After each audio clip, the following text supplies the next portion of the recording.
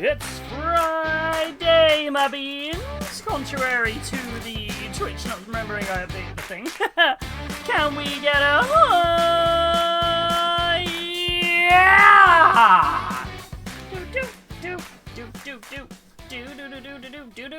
Hello, everybody. How are we doing? How are we? My apologies for nearly kind of breaking everyone's brains with the Happy Wednesday.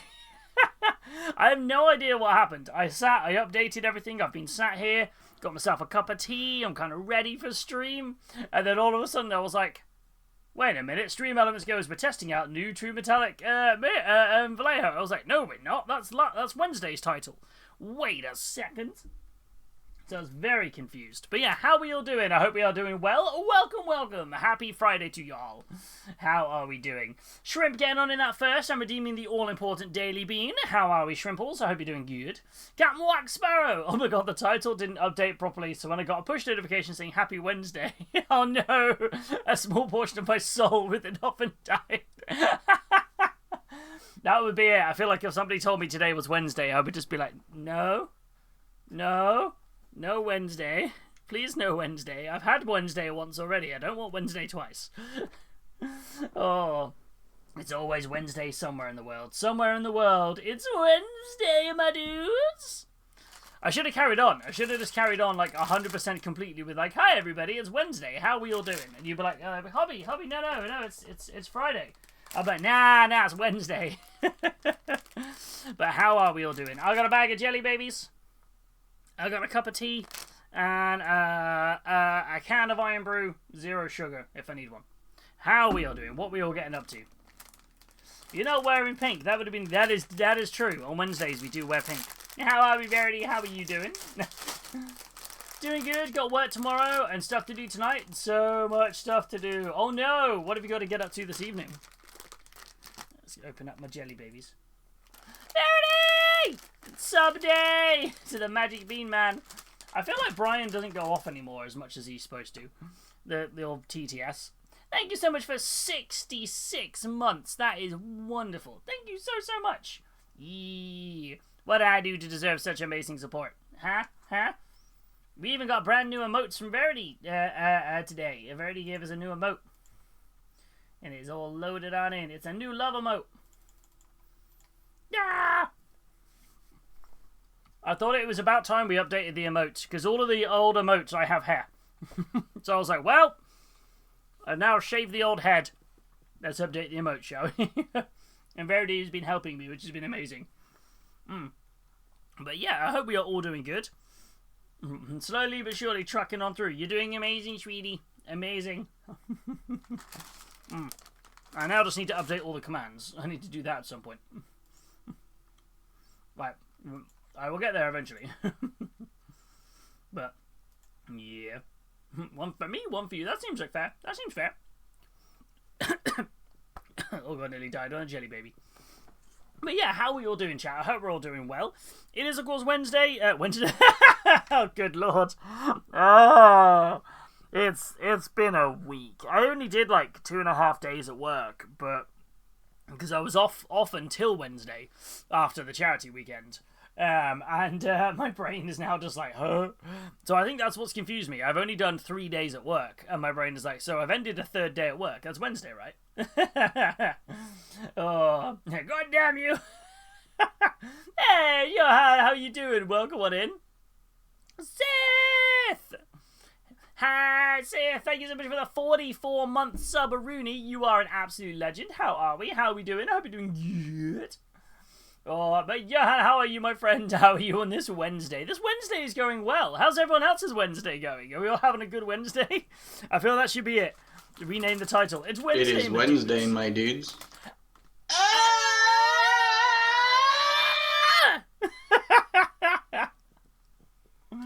Oh, but yes. Hey, Subby, how are you doing? Welcome on in. And Juko, welcome on into you. How are you doing, my friend? Thank you, Verity, for the biddies as well. Much appreciated. I'm taking a break on my damn 3D printer. Every time I solve an issue, a new thing pops up. It's so annoying. Oh no, Juko, what printer are you running, if you don't mind me asking? No. Don't make it Wednesday. I don't want to go back to work. I know. I feel like it's a weird one, isn't it? It's I feel like Wednesday was my first day back at work. After the charity stream, and it was a full-on day. I kind of went back and I blocked out half of my morning of my calendar to catch up on like all the stuff from the days I've been out of the office. And it was just, I got in and within half an hour I was like, we need you in this 3-hour meeting. I was like, okay. And today I got into the office and I went into a meeting at 9:30. That was meant to be a 2-hour meeting. I got out at 20 to 2. I was like, what? It was a long day. I'm sorry if it comes to you again. It's still pending. I'll take it again. It's Wednesday, my dudes.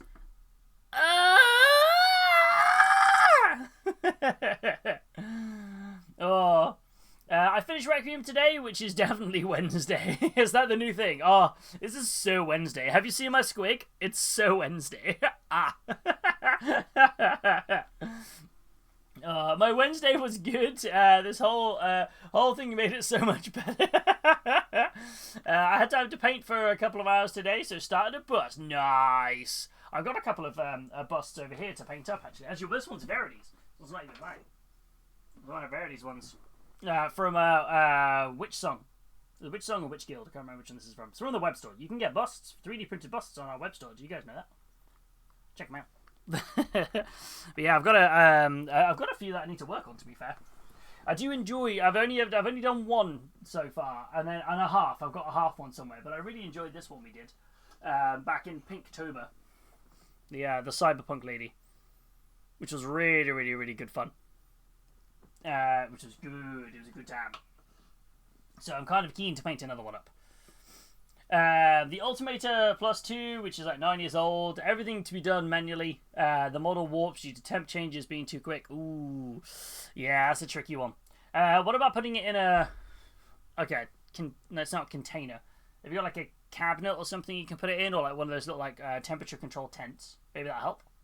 Maybe? Yeah, howdo, Rusty. How's your Wednesday? Hope you're doing well. If it's anything like yesterday, it would be interesting. Yesterday, in 30 minutes, we refused the same person 4 times their bottle of Jack Daniels. That's rough. That's a rough. Yeah, I feel like that was it. We're working back in the pubs. 8 o'clock in the morning, they knock on the door. And I can have a pint of John Smith's. And I was like, no, we don't start serving alcohol till 9. And they're like, it's alright, you can give me one. No.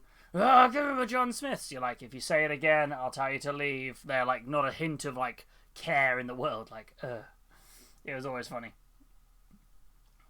For context, I finished it approximately Thursday morning at 12:30. That's fair. That is fair. That is definitely after Wednesday. Verity wishes to paint that. It's yours. It is yours. Yours to paint. Hold on, I'll switch over here. We can show you it. It is yours to paint at some point. It is yours. This is Verity's bust that she wishes to paint. Oh, it's a little bit dusty. It's been on the side a while. You gotta admit. Which song, which guild know how to put fine detail? Look at the detailing on that fabric. Ooh, you can see the stitching. This thing is good. It is fine. It's fine. Oh my. I didn't drop it. We're all good.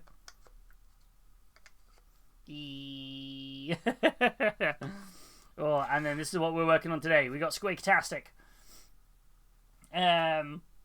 Rusty coming in with a 55 stream streak. You're swigging. What are you swigging today? Wait, were you swigging the Jack Daniels? Were you the one that was refused service? Oh, how are we doing? Wait, what? It's Wednesday. It is Wednesday, my dude. Welcome.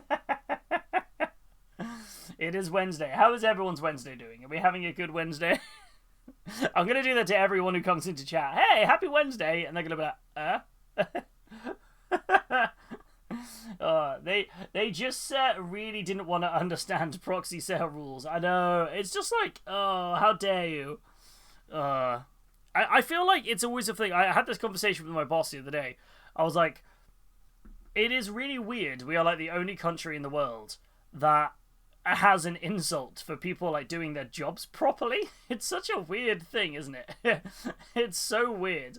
It's like It's like, we have, like, calling someone a Jobsworth is like, oh, you're such a Jobsworth. It's like, yes, I'm paid to do my job. I'm paid to not break the law and serve you alcohol.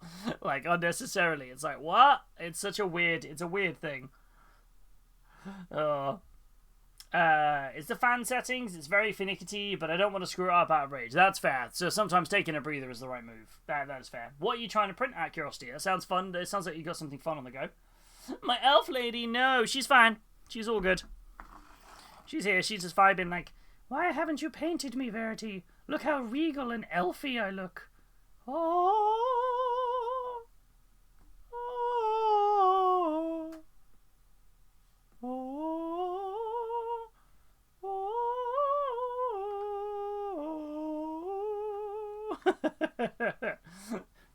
Oh. Yeah, I better go get ready for D&D then. Yeah, have you prepped your session ready? I'm going to take this too far and really confuse somebody that it's Wednesday. But yes. But it is on this fine stream day, of which day we do not know what day it is. I am going to be finishing off this Squiggaroony, is my plan. And it is getting itself ready to go off to its new home. To the wonderful and amazing Sith Panda, who won this from our charity raffle. And I'm going to keep shouting about it because it was amazing, where we raised £840.69 for the amazing mental health charity Mind. Woo! Hell yes, we did. Which takes our lifetime total of money raised for Mind to, if I have the figure exactly here,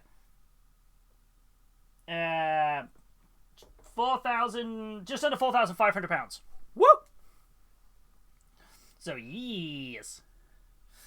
Don't you be sassing me, the printed mini. I lost momentum waiting for prints behind the store queue. That is true. That is very true. I have got a load of stuff for the store on at the minute. Although, typically, I've just printed a full print bed where everything apart from one thing failed. But it failed to the point the support failed where it stuck to... So I've now got to do a whole vat clean just because one part of a full print bed failed. I'm like, no. Oh... Better stay safe on this fine Tuesday. But it's Wednesday. I'm trying to print a replacement for a missing piece which is commissioned by my own mother about a month ago. That's fine. You got this. It'll be worth it when it's done. I'm excited to put on display in my lounge. Yeah.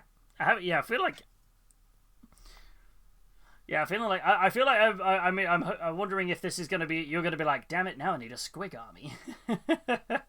Gotta finish a whole squig army now. You gotta do it the same style. Which is a good fun. But yeah, the goal today is to sort out this connection to the base. Because that's the only thing that's outstanding. Because I need to figure out the right way to connect it to the base. It's already glued down, but I'm not happy with the... I don't know what to do with this. This is an anomalous texture that I'm unsure what to do. I have some ideas, each of them increasingly more complicated, so I'm going to figure out what I'm going to do. You should put it in a fancy bell jar, like Beauty and the Beast. Oh wait, I wonder if I can find one. Can I? No, I couldn't print one. I haven't got anything that clear. Oh... It's our chocolate chip cookie. I know, it looks like it, doesn't it? It's the textured bit of base, and it's odd because the idea is the base has no texture on it. That's why you get this really cool... Ooh, it's like super flat. But yeah, I did a bit of research on like how stable is this if you take it off, and even if we pinned it, it's not stable. So, I wish to go to the town across to the... I wish to go to the town across to go to the shop that sells glass jars, please. On it. A slapshot style squig army sounds fun. Do it. Do it. Do it. Do it. Everyone deserves squigs. I mean, to be fair, this is the first major squig I've printed. Well, the only other squig I've done is this guy. Where is he? So far, I'm 2 for 2 on my squigs being for charity. Right here. 2 wildly different squigs. I feel like I'm really zoomed in. Don't think I am. So 2 for 2 on Squiggaroonies. One for Cancer Research UK and 1 for Mind. Hell yeah. Grrr. The pink squig needs cel shading too. Here's the thing, right? Here's the thing. So after cell shading this, you think I'd be really sick and tired of cell shading. Nah, I just want to crack on and do the rest of my cel-shaded armies. But they're not on my list of things to finish off right now. And I've made myself a list. I've got a book. I've got a notebook somewhere. Where's my notebook? Where is my notebook? It's not in that pile. Where are we going? There it is. I have a notebook. I have a notebook with plans. With many plans of what I wanted to get done in February. If I didn't get it done, I didn't get it done. But I wanted to kind of be good about it. So where are we at? We are at Feb. Well, Q1, I'm doing plans quarterly. I'm doing quarterly plans rather than thingy plans. So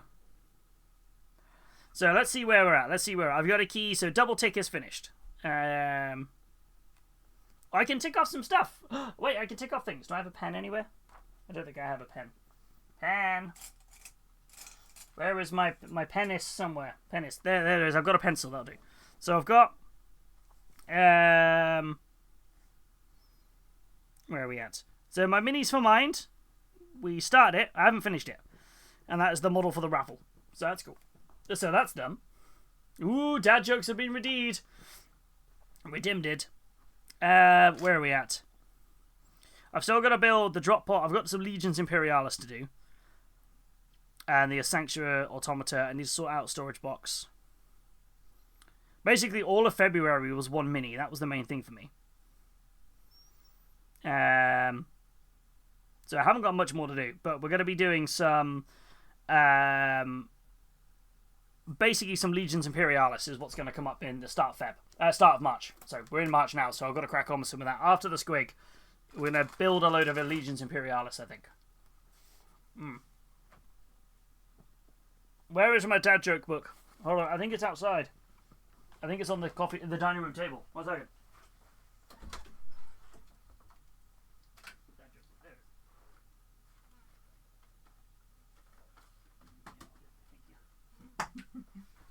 I'm back.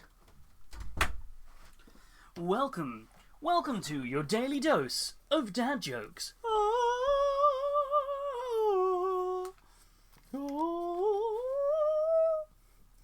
Here we go. Are we ready for daily dose of dad jokes? Today's dad joke on where are we at? On where's my brain broken? On Wednesday, the 4th of March, is a son noticed that his father's mail had ended up all over the yard and stuck to the exterior walls. When confronted by his son, the dad said, "You young people have no appreciation for snail mail."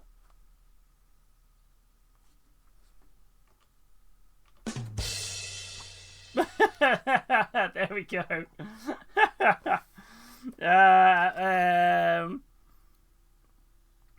I used to really like my psychic until I threw her a surprise party and it worked. So bad. What do you call a sleeping bull? A bulldozer. I'm always on the edge of my seat when I'm at the circus. It's just so intense. Right to jail, right away. Oh. Who is the coolest doctor at the hospital? The hip doctor. That's so bad. What do you call a shoe made out of a banana? A slipper. Some of these are so bad. How often should you tell jokes about the elements? Periodically. There we go.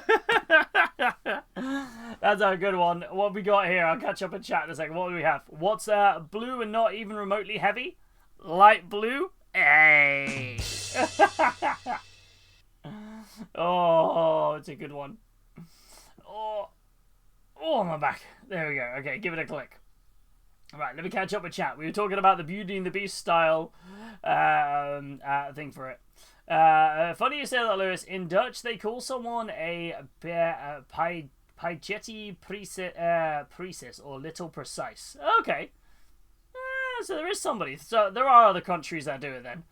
I feel like you should never, like, if someone's doing their job, they're doing their job. It always used to wind me up when you used to get people in like the pubs like, oh, go on, but you do it for me. It's like, no.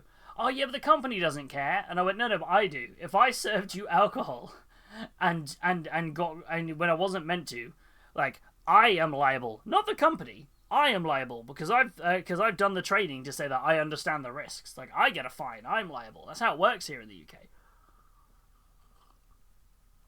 And they're always like, yeah, but no one's going to know. And it's like, are you going to pay the $5,000 fine? Wild. Where are we at here?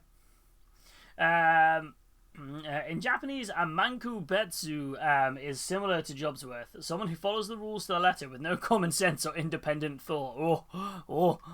Yeah. I feel there's always a level of, like, one thing my old boss used to say was, it is amazing these days how uncommon common sense is. And I'm like, yeah, sometimes. But then again, common sense is only common. What's common to you might not be common to other people. That's always the big thing.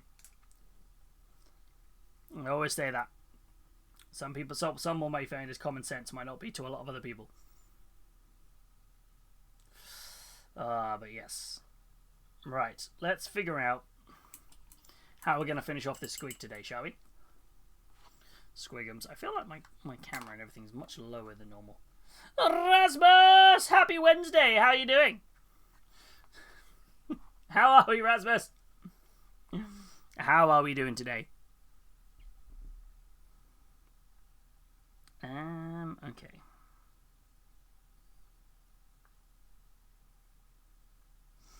I don't really know what to do about these little bits here. So I have ideas that involve lots of green stuff, but I don't know if that's the right move.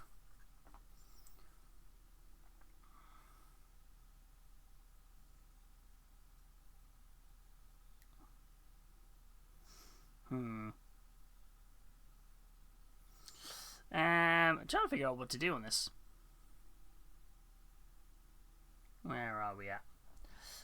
Good because of the weekend. Bad because I wanted to order physical Mesgeik models, but saw that the waiting time is pretty much 2 to 3 months, so dropped the idea. Oh no!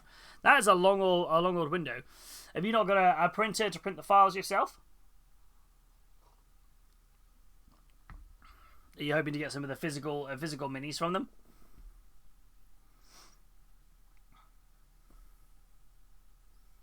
And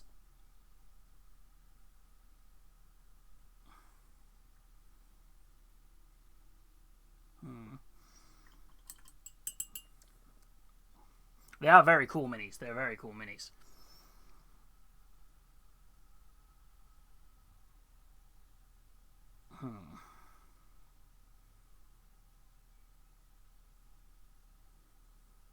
This is a very tough decision about how to do this.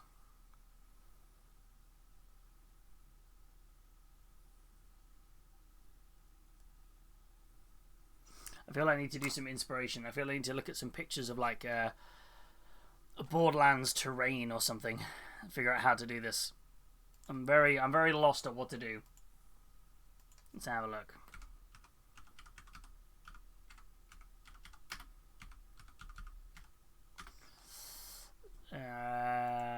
Let's figure out if I can figure something else about how to do this. Because I think they literally, when they do these in the game, I think they're literally just like an unusual. They're still painted in the same style, but they're just like an unusual texture. So yeah, it's basically how they are. Okay.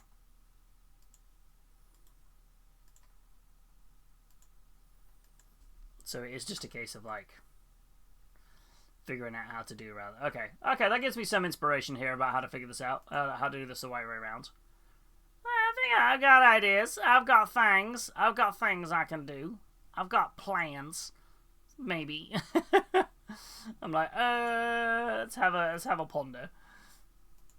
What are we doing? What are we doing? I don't have a printer, and finding someone with a printer who also prints models is hard. Somehow, a lot of people don't want to print when it comes to models. If only you knew somebody who had a website where you could request commission painted 3D models. If only you knew.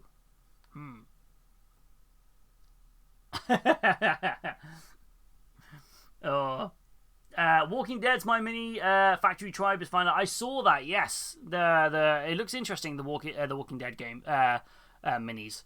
They would be great for cell shading up. I think they would look great in this style because they look like the Telltale games. So that'd be cool. And that is very true. At least Tal Twins pre-order starting to. That is very true. Oh yeah, if you're in the yeah, I can't ship to EU. This is just irritating. Yeah. This is so annoying. I can't ship to mainland Europe or Northern Ireland. Annoyingly. It's so stupid. It's such an annoying rule. Damn me for trying to follow the rules and run a business. How dare I?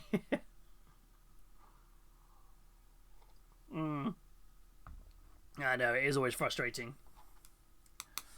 I just had to tell my nan off for trying to use the microwave after I bleached it. Ooh. I know, how dare I? How dare I indeed? Outrageous of me. Okay, let's just try. Let's just have a bit of a tinker here, shall we? I feel like I'm torn between so many different ways to do this. Let me load up my wet palette with all the greys and everything I need first.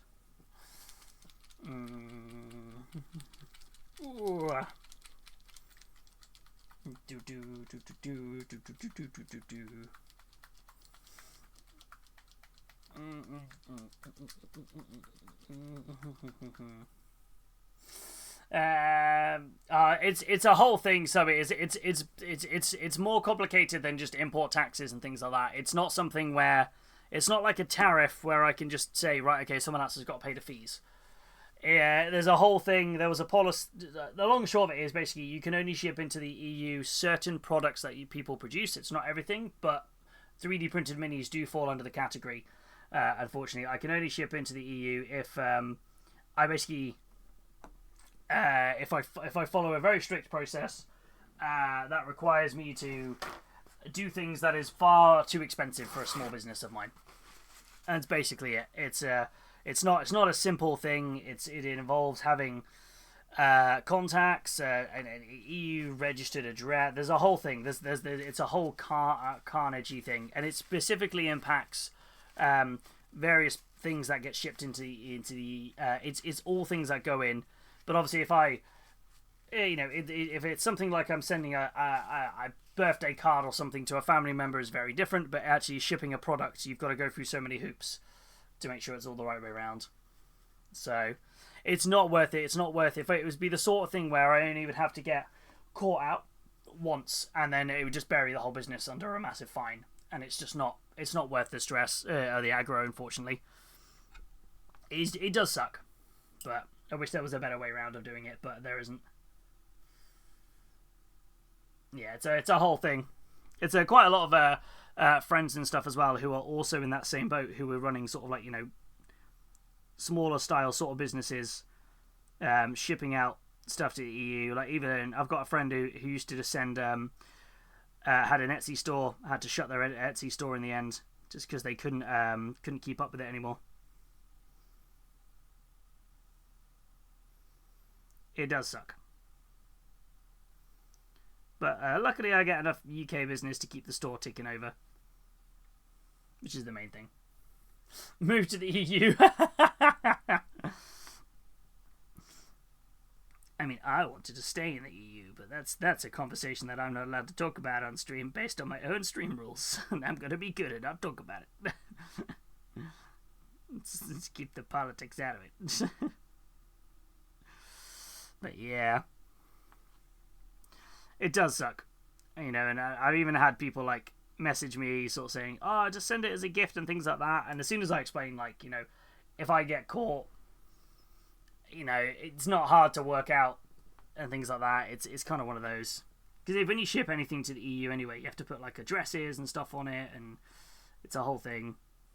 That's why so many businesses, you'll find people like Green Stuff World and people who are and Vallejo, things like that. People who are mainland Europe based now have sales representatives or go through resellers exclusively in the UK. It's the same thing the other way around. So it sucks, but there's nothing I can do. So it is what it is, eh? It'd be what it be.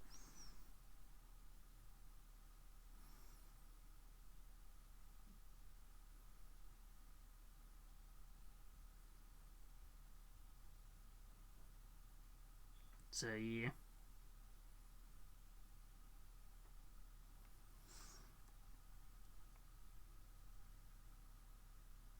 See if I can have a bit of a play with this. I'm not sure if this is going to work. I'm just going to see how it comes together.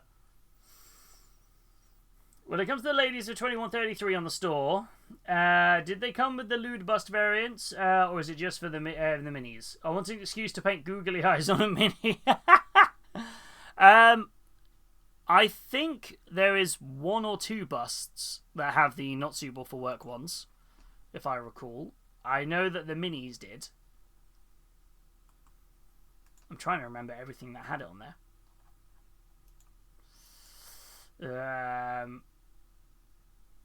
Because it's always down as like a separate option. I think it's under the... I can't remember where we stored them. I can't remember off the top of my head, actually. I think the...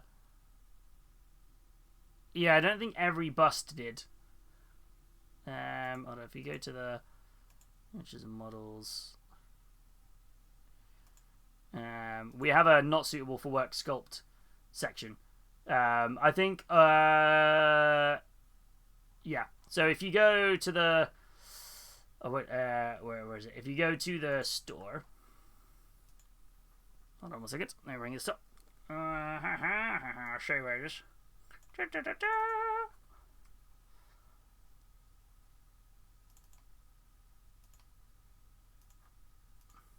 So you go to the store. Oh, my bar is a little bit skewed. Give me a second. You got the menu over here, the little burger.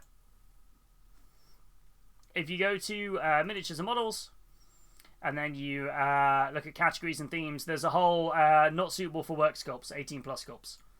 If you go onto there, it shows you which ones have alternative versions. Obviously, the images aren't on there until you go into the model, because because I occasionally bring the website up on the on the stream.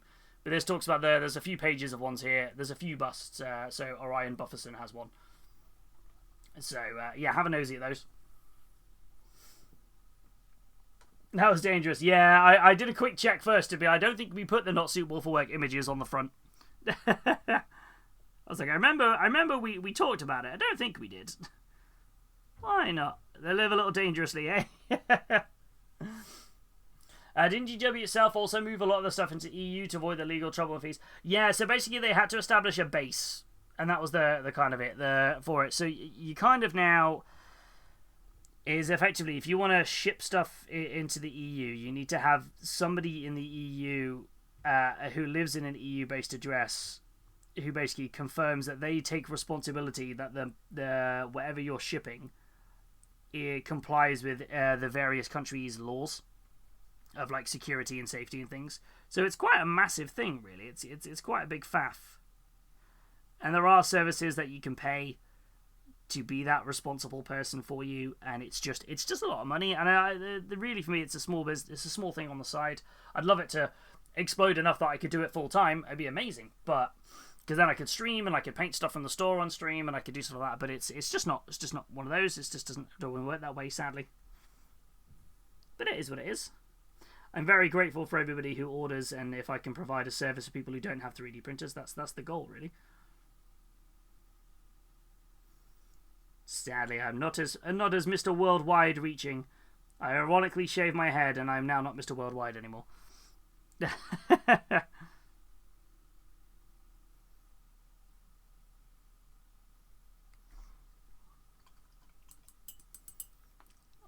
yes. And speaking of Games Workshop, actually, we were talking about that. Did everyone see the announcement today?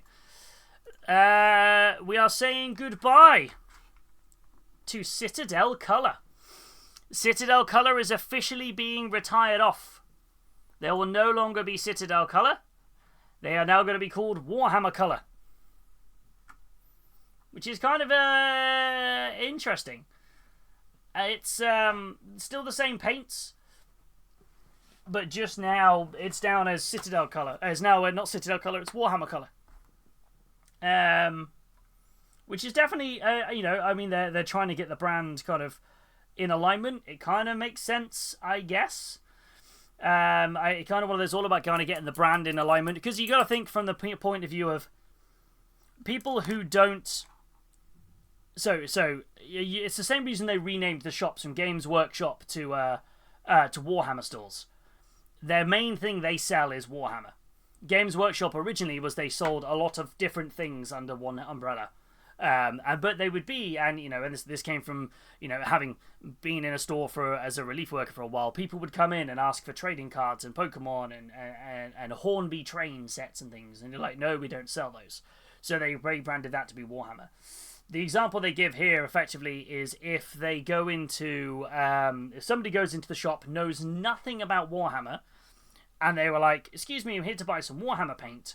And they go, yeah, cool, this is over here, this is our Citadel colour range. It's enough sometimes to be a blocker for someone not to buy something. Now, for us who've been in the hobby for a long time, it doesn't really make any sense. It's always been Citadel colour. But you got to think about, kind of getting everything under the same brand, the same alignment sort of side of it. It's sad to see Citadel go. I've seen the writing on the wall for a while, because all of the cases don't have Citadel branding on them anymore. They have the Warhammer branding. We kind of knew this was going to happen at some point. But yeah, it just kind of is. These are Warhammer paints. It kind of makes sense. What are we selling? Warhammer paints. I assume the Citadel Colour app will become the Warhammer paint app or something as well. There'll be some changes that happen. It's sad to see Citadel go. They've been there a very, very long time. It's been there since the kind of the inception, really. But it is what it is. It's one of those, isn't it? Speaking of GW, I've started my next chapter of 40k, my Fall to Chaos. Ooh! I've got a £10 voucher from them ordering something a year ago, so I put it towards a box of Raptors for my Night Lords. Nice! And the new Combat Patrol goes up for pre-order tomorrow. So that's very cool. So yeah, the logo feels very Gundam-esque. That's fair. That is fair. So yeah. It's a... It does kind of give that. I do kind of get that vibe, that kind of Gundam-esque sort of aesthetic to it. That is fair. I would like to point out that for any Americans in chat, that is the correct way to spell colour. So I need to rebottle all my paints? No, you'll be fine. Do they have a little colour chart like Army Painter? I don't think they do, actually. Like, everything is going to still be the same. They're not changing any of the paint recipes. They're literally just changing the label on the bottle. A lot of people have been kind of like, well, if they're going to rebrand it, why don't they change the bottles? But the Citadel pots are iconic. They're, I love them or hate them, they're iconic. It's one of those.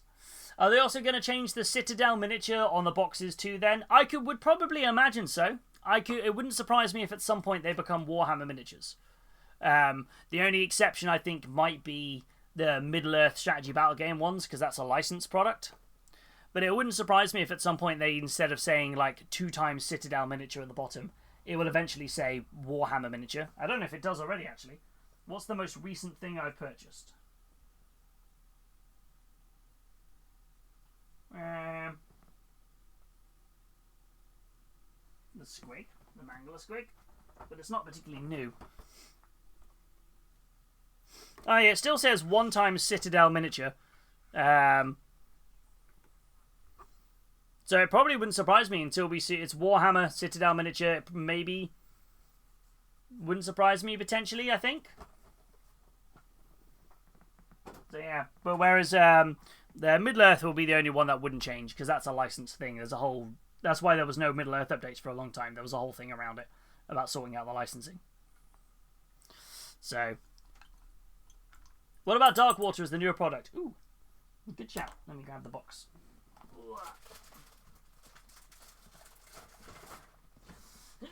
Yay! Darkwater.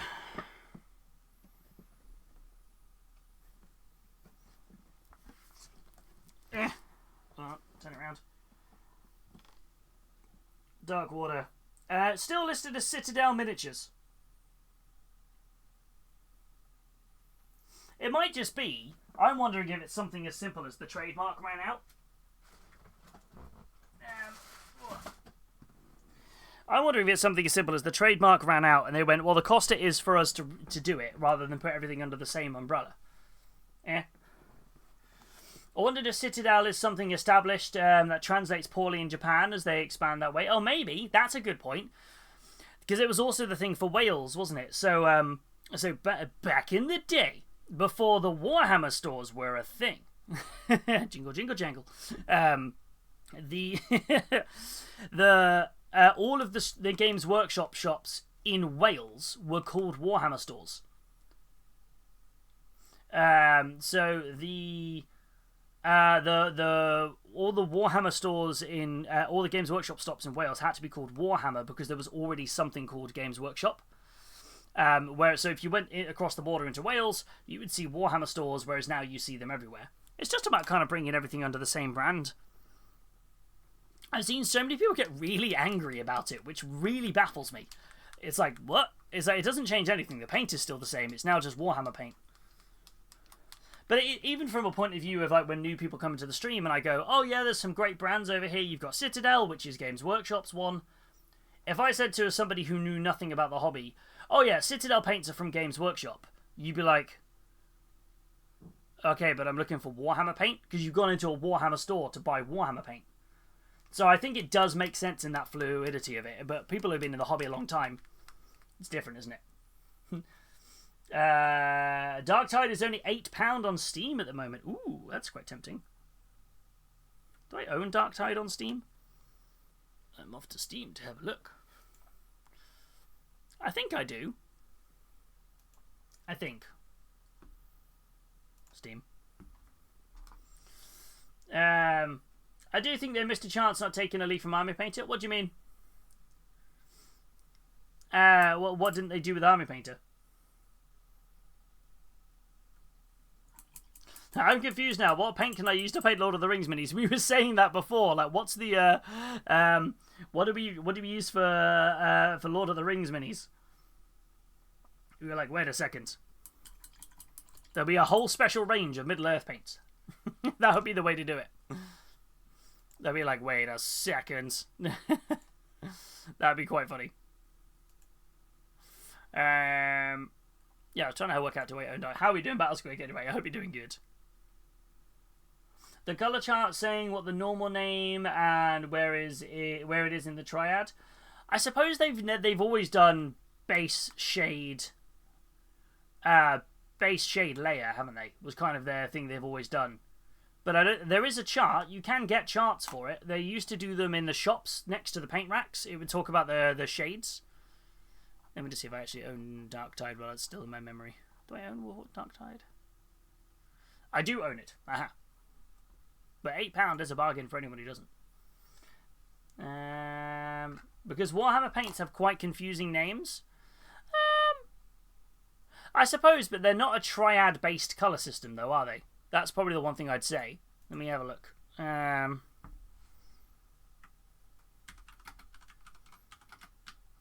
are we at?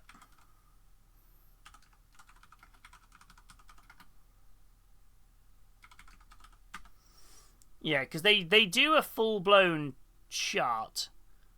Where's the official chart?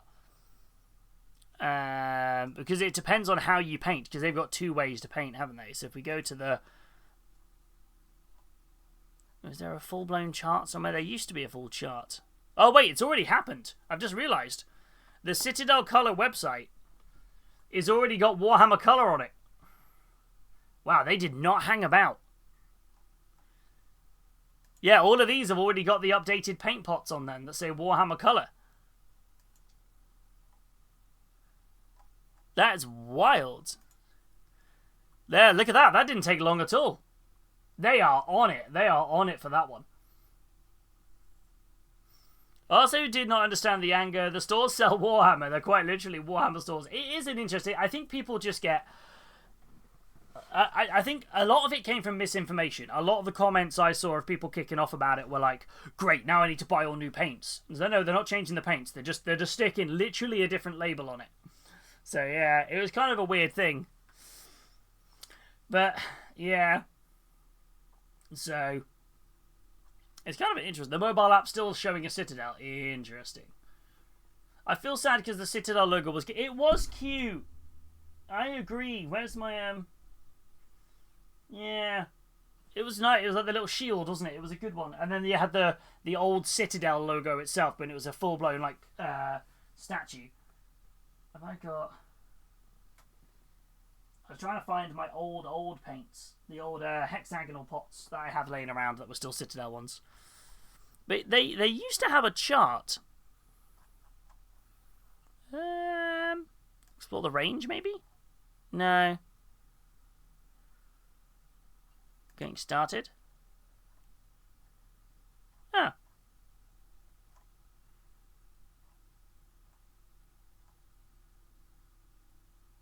Weird. Yeah, there used to be like a chart you could use. I just guess maybe the chart just got retired off. Because you used to get... Let me get them examples of what the charts used to look like. Yeah,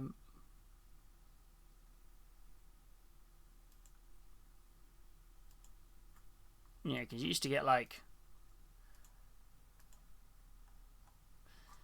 you used to get this thing. This used to be the chart. And you would start with... You do the base first, and basically, are you doing dry brushing or are you doing layering? They were the two methods they took. So, if you did, you'd start with your base, and then you would go, okay, if I want to do dry brushing, you dry brush this color and then you shade it that color. Or if you want to go layering, you shade that color and layer that way. I suppose now they've got stuff like contrast and things. There's battle ready, and then there's contrast ways. There's so many different ways to paint now. But yeah, but they've never been a triad style paint company, similar to what we see from like Two Thin Coats or Army Painter and stuff like that. But I do get the logic. It would be cool to see something like that from them.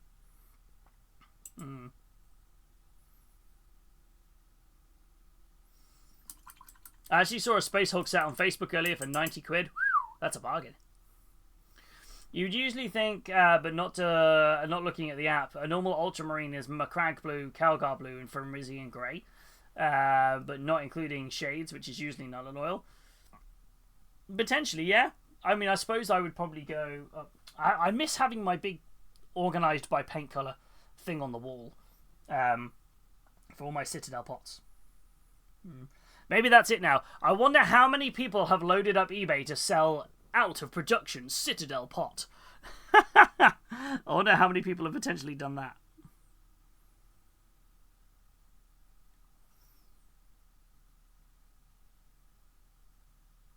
Like, guys, I've got this really rare Citadel paint pot. To be fair, there are some old Warhammer paints that do sell for a ridiculous amount of money. I remember I saw a pot of was it the original Goblin Green and the original Tin Bits going for a crazy amount on eBay a while back. That was quite funny. So yeah. No, it's an interesting thing. I mean, I feel like it does make sense though. Everything is under the Warhammer umbrella. Because that is very much like the that's what it is. Even people who don't do the hobby, when I sort of explain to people, you know, like doing this on stream. Oh, what do you stream? And I'm like, oh, I paint miniatures. Huh? I'm like, Warhammer? And oh, cool, okay. They know Warhammer, but they wouldn't know Games Workshop if they said something, if that makes sense. Old Nullin and Agrax are like literal gold. Oh, I've got something for you then. Whoa. Where are we at?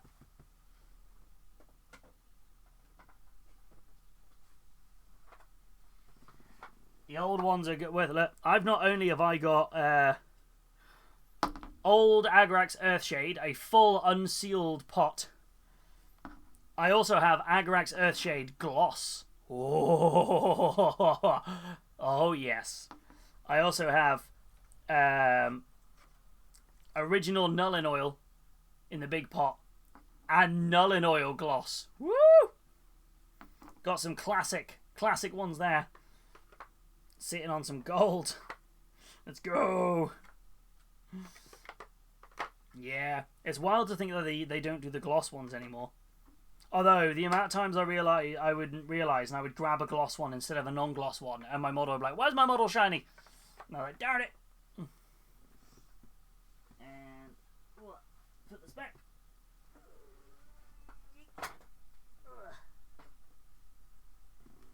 I'm back. My ex built my old hex pot of what was black ink from Citadel. There's a reason she's in there. It's like, oh no, that's fair. It's like, like, how dare you?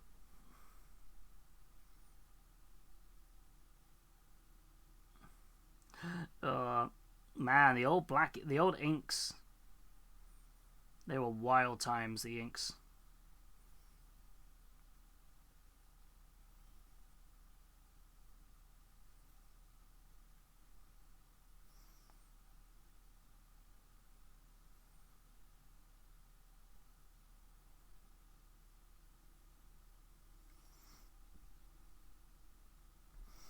Ooh.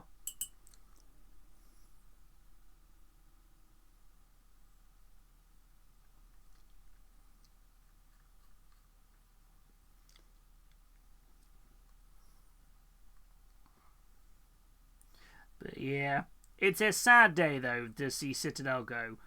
It is a. I'll still for the longest period of time I'll still call it Citadel. Just because it's habit more than anything else. But I think the rebrand does make sense. Like, it'd be much easier for new players and stuff and new people into the hobby to understand what they're buying. And that's really what it is for, isn't it? And also, I could imagine working in retail. That the little like video they did of people going, "Hi, is this paint for Warhammer? Yeah, Citadel paint's over there," and things like that. I feel like the amount of people who who in retail who probably they had to over explain that entire situation to people would be wild. Retail is and hospitality are lawless places where you see the lowest depths of idiots in society. Like, oh my lord.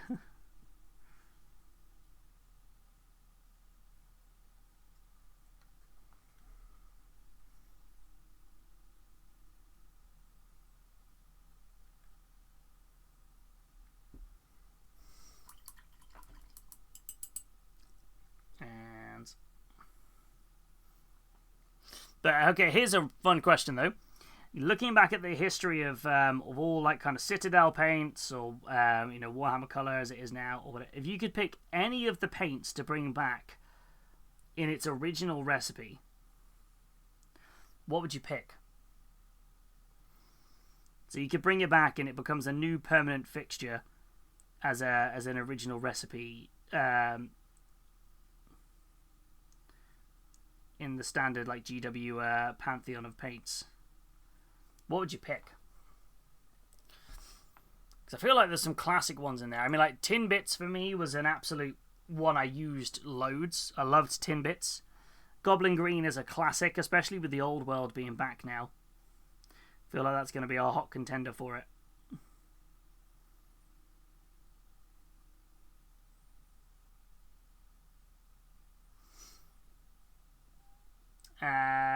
Titillating pink. I don't remember that colour. That feels like a Slaneshi pink.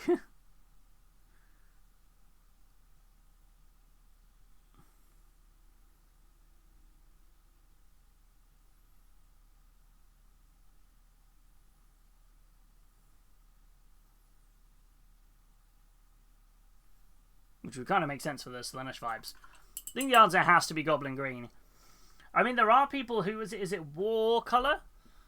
There's people who do, like, very similar Goblin Greens. I know Two Thin Coats has a similar Goblin Green. I suppose you can't beat the classic pot, can you?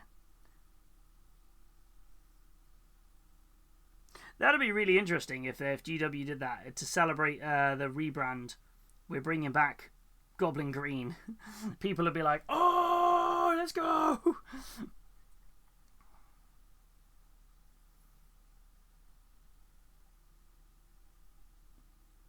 Like, to celebrate, we're doing a throwback to all of the old paints. We're bringing back all the lead paints. Like, what?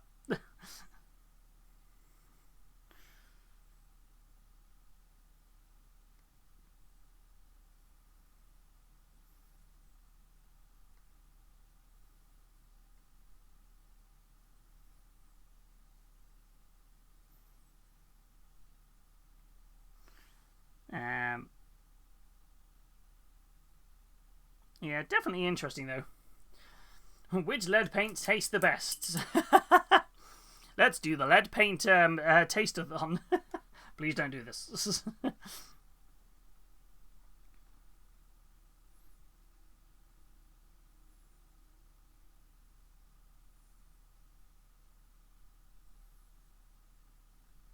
Oops.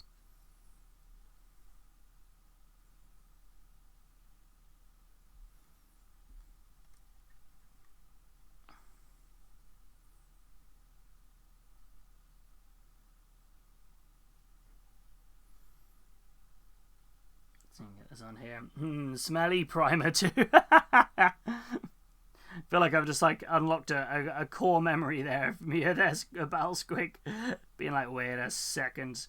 Do you remember the smelly primers? I mean, if I can magic up GW to do any like made to order for any classic thing, I definitely pick the Necron Pariahs for me. Like, you know, bring back the Necron Pariahs and some tin bits paint. Like, that'd be amazing. Hit you right. Imagine that, made to order paints rather than made to order minis. That would be such a cool concept to do.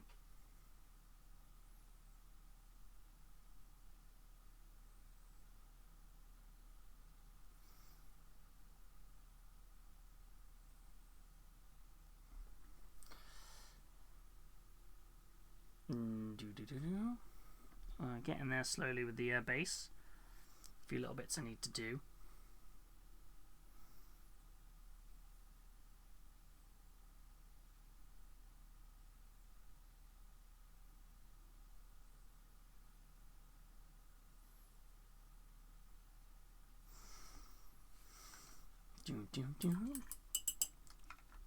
Those little pots were so handy. I miss the I've got a bunch somewhere. I don't know where I put them. I think in this drawer, actually. In the drawer behind me. I have a bunch of the old hex pots still floating around. They were great. I've got one of these. Citadel Washes Devil in Mud. It's very dead, but it's useful to have. What else we got laying around here? What other old pots have I got? Ah, there it is. Classic Chaos Black Hex Pot. Citadel colour. I still think this was the best designed pot. That was such a good designed pot. Like, sat up well. That was so good. Very cold take from Shrimp. The hex pots were better. I did really like the hex pots. Because I started with them as well. They were great. They were really, really nice. But I get the... It's probably the same reason they moved away from doing black lids on stuff, isn't it? It's two different types of plastic to produce. So... Oh yeah, that's solid. This is bone dry. That is 100%. This is just an old pot laying around. That is rock solid in there. They ain't moving. I just like to keep the pot because it's just a classic. I did debate about cleaning it out one day and just like putting my normal black paint in here, but And then I was like, that's a lot of effort. Same with the Devil in Mud. That is, I don't even think I can open it. Oh, there's a little bit of liquid in there. It's probably not okay, though.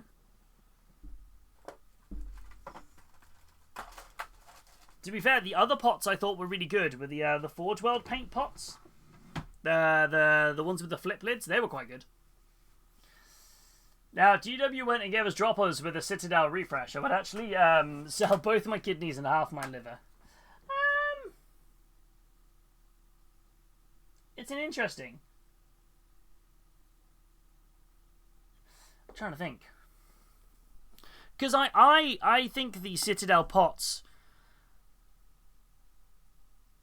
I think where the Citadel pots have an advantage over droppers. Because I'm still yet to find a perfect dropper bottle. You know, this is a prime example of one here. Like, I love my two thin coats, but their dropper bottles can sometimes be not the best because they leak. Like, I wiped that off before I put the lid on it, and it fills the lid. Some droppers aren't great. The Vallejo True Metallic Metal ones were nice. Army painted droppers are okay. Droppers still get blocked. Whereas I think if you think you're brand new to the hobby, you grab a Citadel pot, you give it a good shake. I know it almost feels like a cardinal sin to do it, but you can, in theory, paint straight from the pot. You don't need a separate palette sheet or anything. You know, if you had a palette paper, then great. And, you know, it is very much like you have to take from there, isn't it? I think these are more beginner-friendly.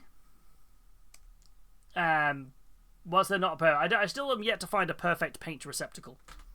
That's probably the main thing I would say. Even the much-loved Pro Acryl dropper nibs, I have the occasional issue with. So, to be fair, if I use the pot, it comes from the pot and nothing else.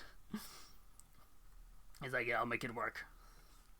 I suppose the main thing I would probably take away from it is it would be nice if everything was uniform. You know, like, it would be great if, like, everybody used the same footprint of pot or something like that. Almost like USB-C. Everything has to use USB-C. It would be really cool if everybody used a similar sort of style. Because then you've got, like, you only have to buy one paint rack. But then again, you limit innovation, don't you? So it's kind of one of those. Maybe they're cooking up some awesome new paint pot, and that we're all going to be like, ooh. I mean, we haven't had a Citadel Color paint update since the last Citadel Color paint. Was it the last Citadel Color paint was Rune Lord Brass? I think.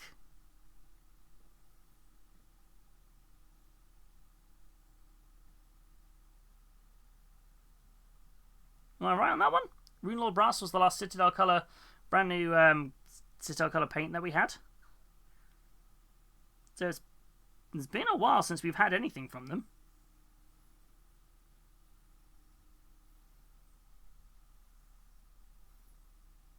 Maybe they're cooking up something.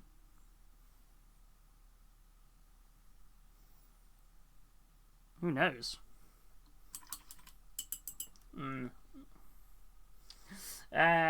To be fair, if I use the tell her to use the USB-C thing to Apple again. Hear me out. Hex dropper bottles. Would we need them hexed? Hey, Purple, welcome on in. I transferred mine to dropper bottles, so but they got a lot of super glue pike in the caps to break the dried stuff. That is true. They do. That's the problem with sometimes with droppers, isn't it? Because I've got a big old bag of dropper bottles somewhere around here. So I transferred.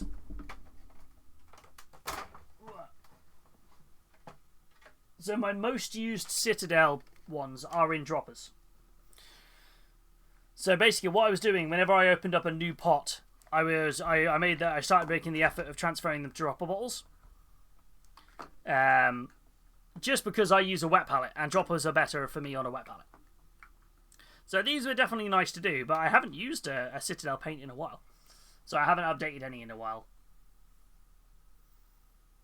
So yeah. But these were nice dropper bottles. You could get 50 of these for, I think, like 8-9 quid on Amazon. And they come with the caps, the lids. They're pretty easy to fill. You just get a little funnel and some flow improver and you're away, really. It was fun. I remember we did a bunch of that on stream at one point, a couple of years back. We sat and we were doing it. But yeah.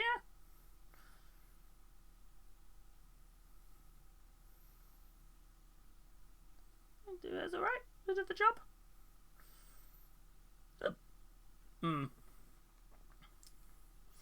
No, we don't need the hex, but I want the hex, true. Just super glue and a little bit of brass rod or something to the inside of the lid, so it spikes it. That could work. The Amazon airbrush bottles have a mixing ball and cap spike. Oh, that's good. I didn't realize they had the cap spike. That's useful. I think you got like 130ml ones, about 20 quid with funnels. That's not too bad. That's a pretty reasonable price. I haven't seen the ones with the cap spike. Now, does that feel like that would solve a good problem?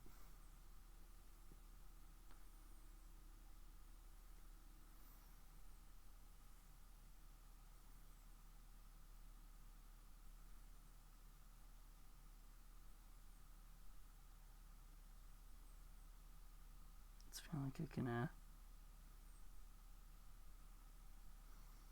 let's have a bit of a mix around here.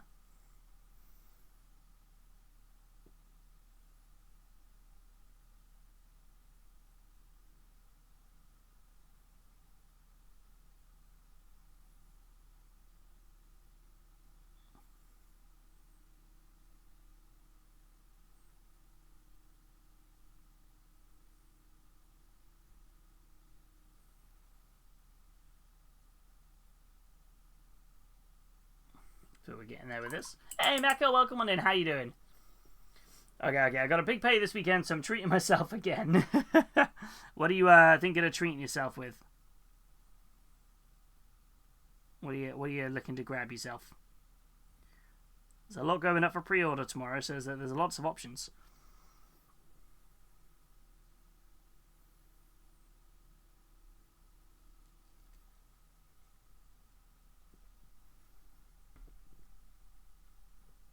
Working sound. Oh no, Mecca, no.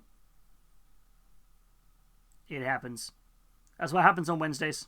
We all work. Because it is, of course, Wednesday today.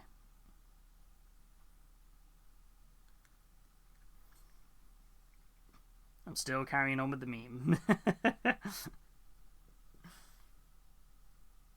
Natman! How are we doing, my friend? Today, I have a new hobby for you. Poetry. I call it an ode to my shift. It goes like this.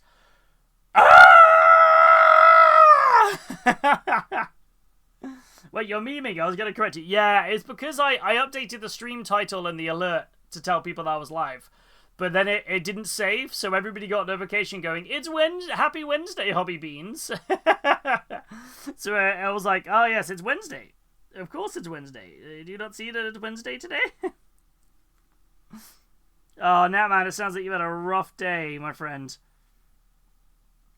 Well, it's over now, though, I hope. Is it over now, or are you still on shift?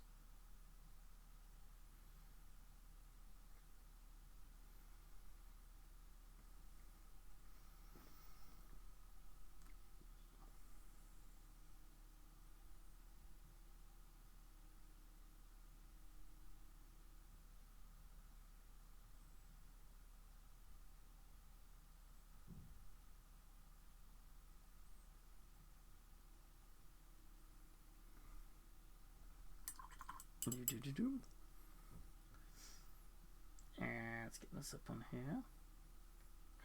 Wow, came into a stream with a scream. Evening, Hobby Beans. Hey, how are we doing, newbie? How are you doing, my friend? You did indeed. We were helping that man get his feelings out. He was just getting his feelings. Just because it's like, yeah! Sounds like it's been a rough shift. There's 3 hours-ish to go. You got this now, man. You got this. We believe in you. just keep thinking. You can get home, relax, and look fondly upon all of the really wonderful kit-bashed minis that you can kit-bash. That's what you've got there. I am not a Vogon. I have until 8 p.m. You got this. That means you only have 48 minutes to go. How are you today then, newbie, my friend? I hope you are well. How are we? And a happy Wednesday to you.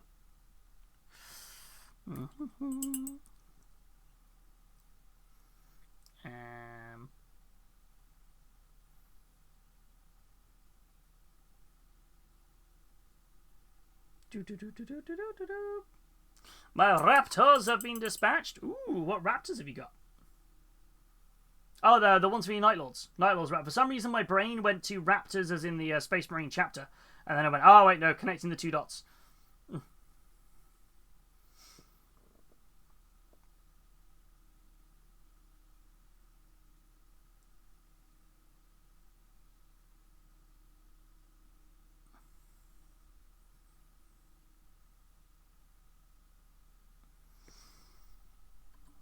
Okay.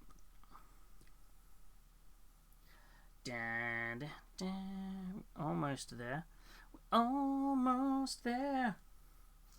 We're almost there. And you know, when you see models for sale and they have not suitable for work versions, you would think they would at least repose them and take full example of the NSFW tag. I feel like it's sometimes it's an interesting one, isn't it? A lot of the time it is just kind of like you know, to be fair, I've seen plenty of models where they do fully take advantage of that, and it's a bit like, whoa. Kingdom Death do a lot of that, don't they? Kingdom Death do quite a bit of not suitable for work stuff. We've got a couple of not suitable for work minis on the web store. I think they're available. From the Cyber Girls of 2031. 2133. 2133, that's what they're from.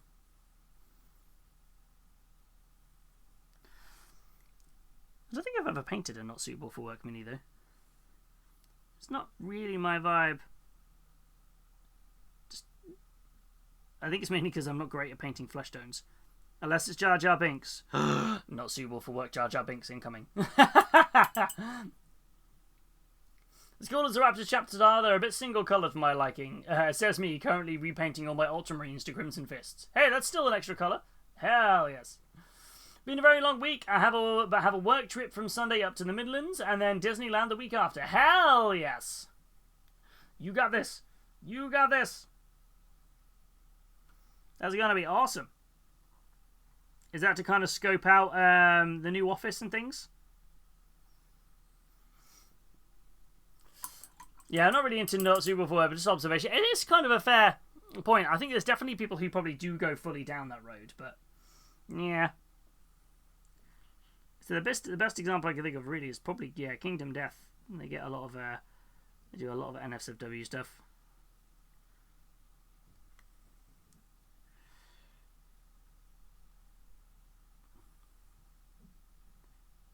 I think we are nearly there on this thing, you know. Wasn't 100% sure how to factor in the base, but I think we've kind of made it work. I could afford a number. The Night Lord's Combat Patrol. Do it. It's a cool combat patrol. If I had a penny for every time not suitable for work models have been mentioned in this stream today.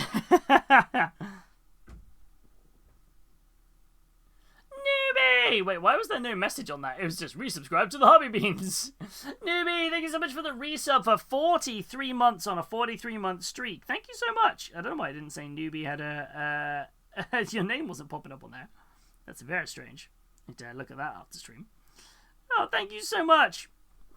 And I'm so glad that this is Commander Shepard's favourite stream on the Citadel. Oh, thank you so much, though, Newbie. That is incredible. Thank you so much. That really does mean the world. 43 months. That is a long old time. That is a long old time.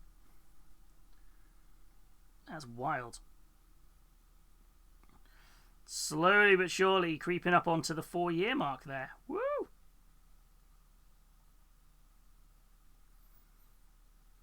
Yeah, not long on the old 4 years. That's nuts. That's wild that that's nearly at 4 years. That's wild. That is wild. I'm Hobbytime Healys, and bounties are the worst chocolate bars on the Citadel. Ha! You thought you could fool me.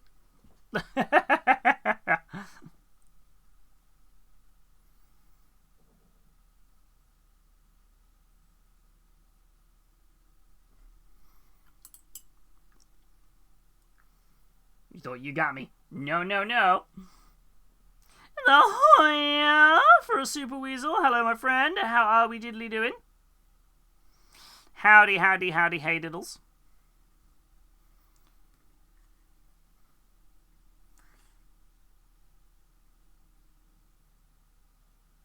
How are you doing on this fine, fine Wednesday?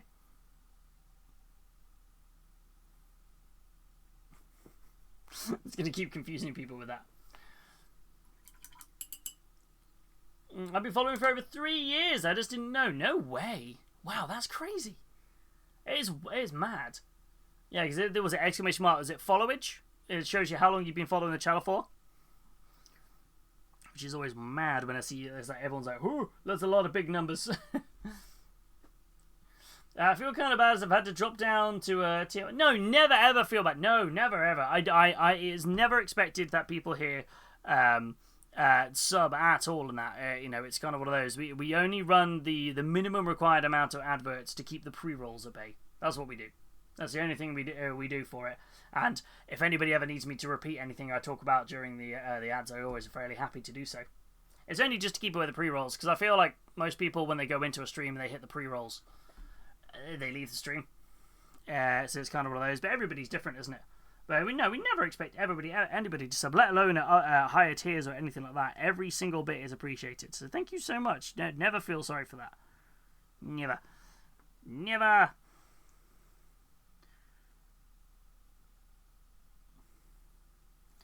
And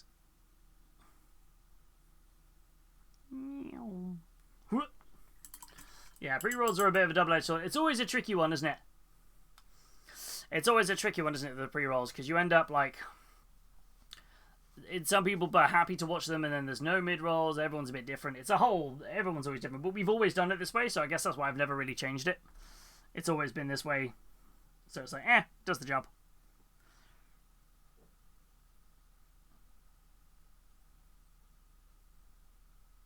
Actually, it's all right. Except for there was a month. There was 2 months where I did it the other way round, and I had more complaints.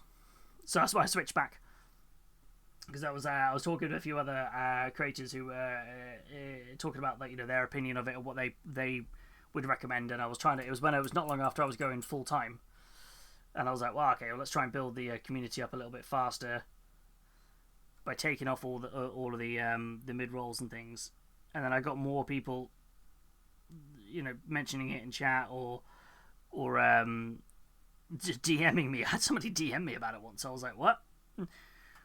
Like, the way you run pre-rolls. I was just like, I don't know. Leave me alone.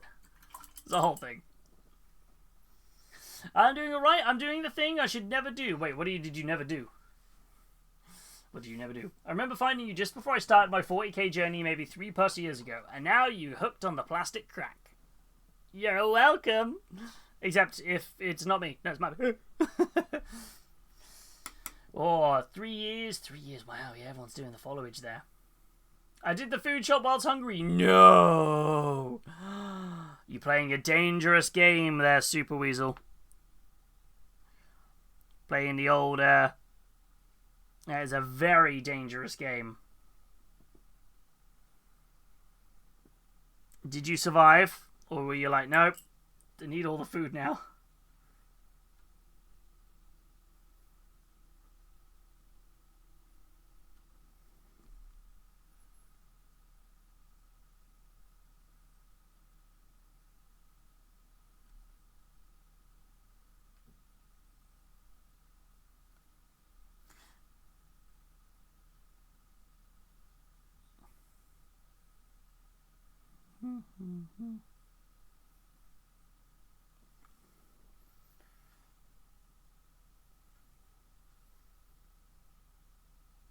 Just trying to figure out how I recreated this kind of yellowy brown colour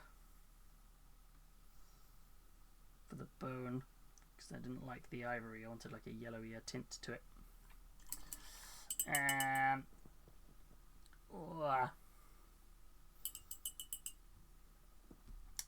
Oh yeah, never change anything. People are used to. They will complain. That's it. So why people always, apart from the only thing that we've ever massively dramatically changed on the channel was the stream days always used to be Wednesday, Thursday, Sunday, and I switched the Thursdays to a Friday, so I had every other day for it, and that was because I added in the Friday streams when I got made redundant, and I was doing this 4 or 5 days a week, and they were always just nice streams. And then obviously when my work schedule changed last year, it was either I had to drop a stream or move the day, so I decided to move it to a Friday. Otherwise, Sundays are still the same. Yeah, Sundays are still the same. Wednesdays are still the same. Everything else is still the same. Creature and habit me. Pretty much everything else is still the same. Oh no, a food shop, I'm always straight in the fridge. Have you ever done the thing where you go into a food shop, you've got a house full of food, and you go, as a reward, I shall have a takeaway?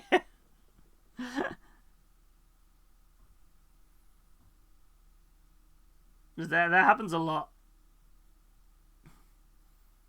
It always makes me laugh.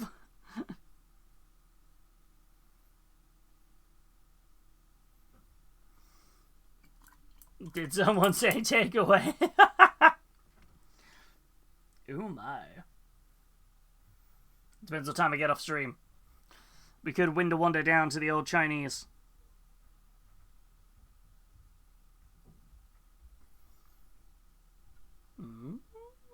Maybe. Now I've said it, I'm like, ooh, maybe.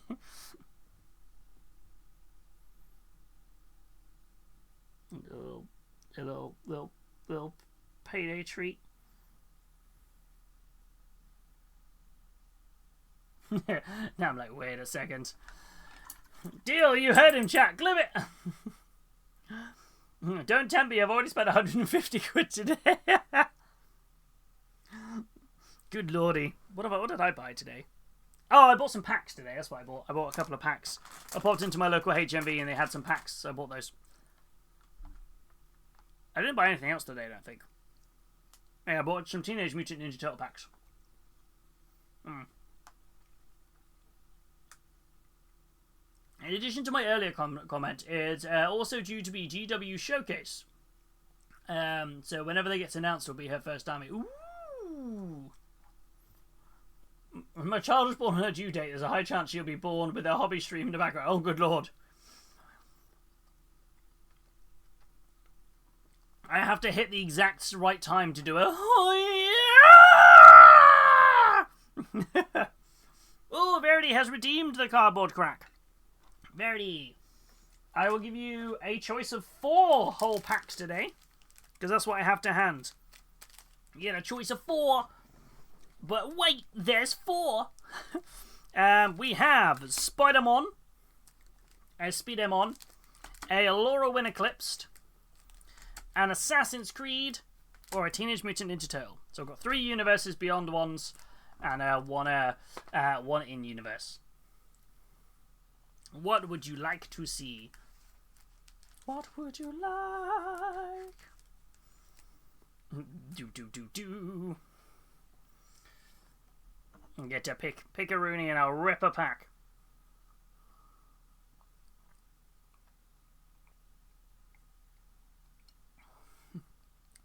My heart wants Laura Win, but my gut is saying Turtles is a good pack. So we take this. So we take away Spider-Man and Assassin's Creed.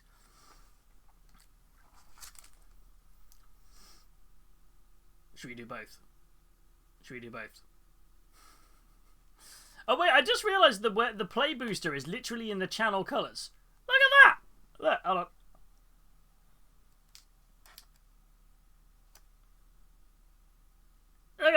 That's literally the channel colours by around the hex. It was meant to be. It's meant to be. Ooh.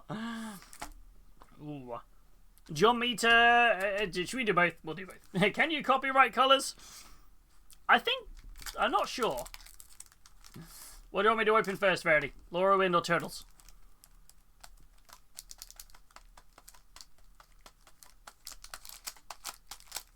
Lorwyn first. Lorwyn Eclipsed. The set released in January of 2026. The first time we returned to Lorwyn in over a decade, in the Magic world. The original Lorwyn and Shadowmoor sets introduced the Planeswalkers into Magic the Gathering. There's a lot of fairies in here. There's a lot of elementals, and what we're after is an elf card called a Bloom Tender. That's what I want. I want the Bloom Tender. That's what we're looking for. So let's dive on in. Scarblade Scout, Flame Chain Mauler,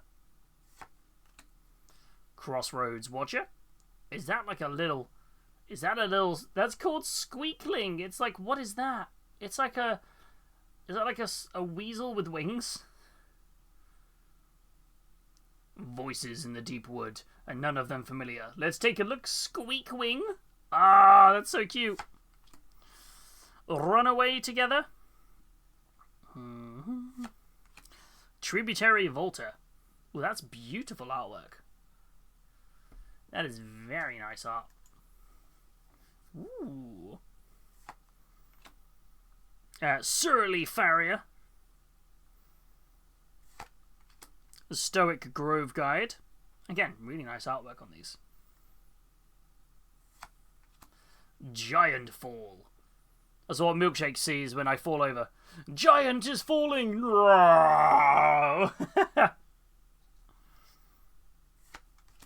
Bark of Doran. I don't think I've had that yet. A shield that makes the world tremble. Pidless Fists.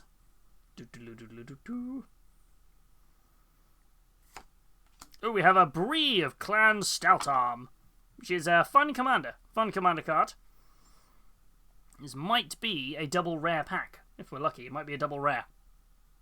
Come on, Bloom Tendy. Mirrormind Crown. That is another good pull. Very nice pull for that one.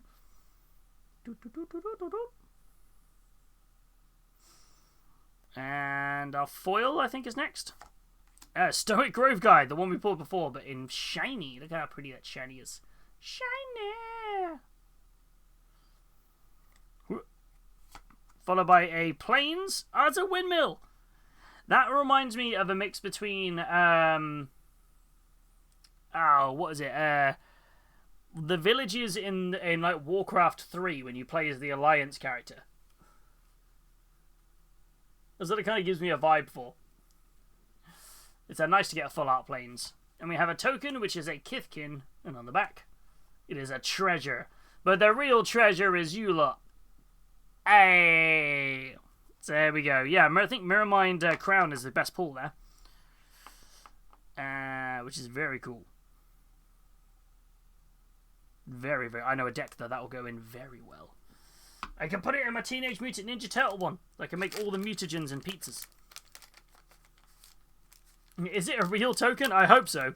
It does look like it could be out of Paleo, to be fair. Go on, let's do a double rip.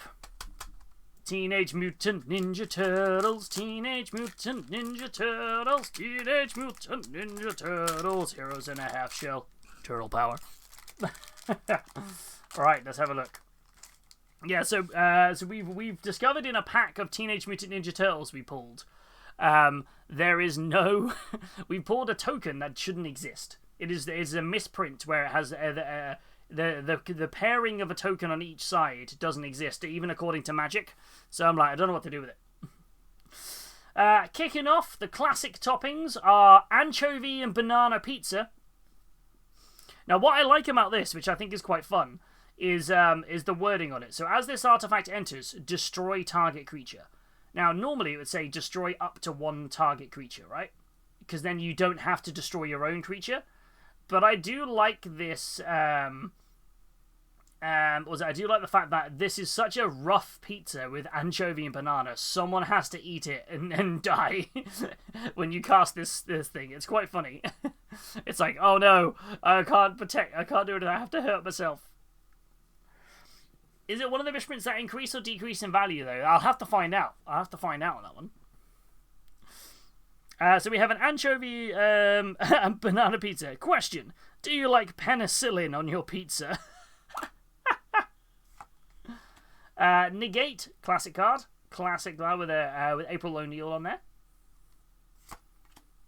Mutant Town Musicians. That's a nice artwork on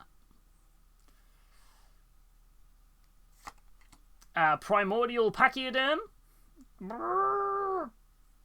Have at me, and we will find out who is the fittest among us, says the mammoth. The High Flying Ace. There's a lot of fun mutants in this set. Pain 101. This was very, very useful in the pre-release. Mouser Attack. Look at all those mouses. They did some fantastic art on these cards. Koya, Death from Above. Gah! If everyone is mutant, does that mean no one is? Oh, maybe. Oh, lordy. Saved by the Shell. And then we have Metalhead. It's the Metal Turtle. Metalhead simulates dozens of fighting styles, including foot ninjutsu. That's cool. I haven't pulled him yet. That's really cool to pull. Donatello, Way with the Machines. So what they did for the Teenage Mutant Ninja Turtles set is every pack is guaranteed to have one of the turtles in it. So it's quite. That's why whether it's an uncommon, a common, or rare, or a mythic, which is kind of fun. I do like Donatello. Who is everyone's favorite Ninja Turtle? If you were into Ninja Turtles, who's your favorite? Ooh, Improvised Arsenal. That's not a bad card. It's Casey Jones's basically backpack of weapons. Ooh, the Ratkin Verminster. That's a nice pull. That's a really fun one. He brings rats back from the grave, and a lot of rats have abilities where you can run lots of them in your deck, so that's quite fun. And in foil as well. Nice. And a foil land in Illegitimate Business. And Mutagen token, which is also a mutant. There we go. So some nice pulls there. But there are only 4. There's not only 4 turtles. So there's definitely more turtles. So you've got... So technically, there is 7 Teenage Mutant Ninja Turtles. Technically, there's 7. But the main ones there are 6. 6 turtles. So you have the main 4. So you have Leonardo, Raphael, Donatello, and Michelangelo. The main 4. The next turtle introduced was Venus de Milo. She was introduced back in the 90s in the live-action Turtle film. She wore like a turquoise banner, and she was actually sisters to the original 4. She was just left behind when Splinter took all the turtles. He didn't realize that she was there, so she was taken to somewhere in Asia and was taught the ways of a different type of fighting style. So you had, Venus de Milo there. You then had Jenica, who wears the yellow bandana. And Jenica was introduced in early 2000s, I think, into the comics. And she uses almost like Wolverine-style claws as her weapons, which is very fun. And then there is Bonnie, but Bonnie's a bit of one of the ones that kind of falls in and out of is it a turtle or not, because there's like alternative universes and things like that. And whereas I think Bonnie wore the same color as one of the others. So, yeah. So, got yourself some cool turtles. But I feel like for me, I always liked Michelangelo. Because he just wanted to eat pizza and hang out with his brothers, you know? That's all he wanted to do. He just wanted to chill. And I was like, I respected that. I'm obviously too old to know these things. I feel like if anything happened after Jenica and the Turtles, I didn't know much. But Venus de Milo was back in the live action when they were in people wearing the turtle suits. I can't remember what year that was. What year was Venus de Milo introduced? Because when was she introduced?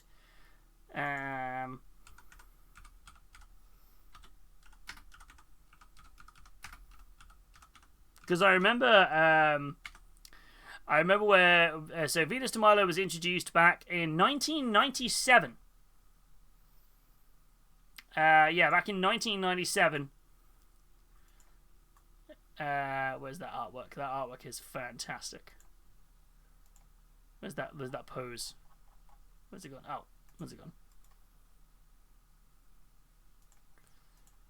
Yeah, back in this classic, back in 1997. That's Venus de Milo at the back. Yeah.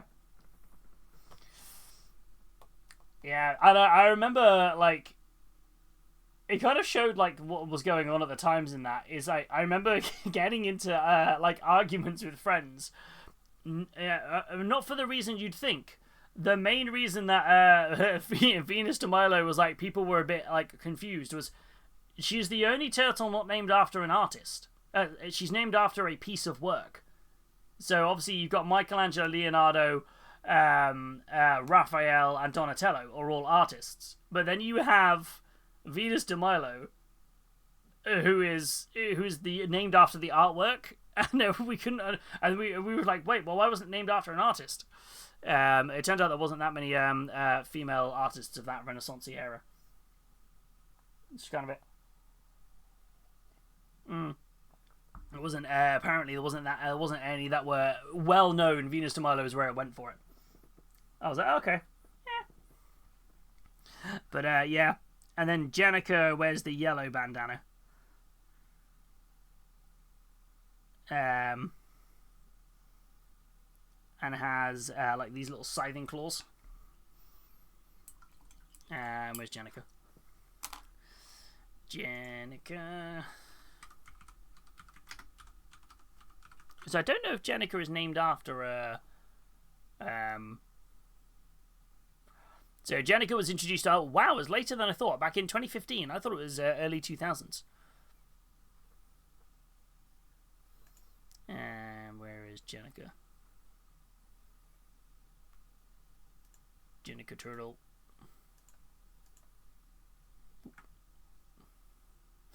That's Jennica. So she has those like almost like lightning claw style, which is very cool.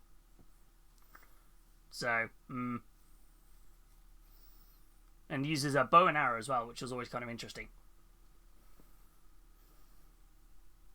But yeah, I never quite realised my knowledge of turtles until this set came out and people were like talking about stuff, and I was like, oh no, that's this person. Oh no, it's that one.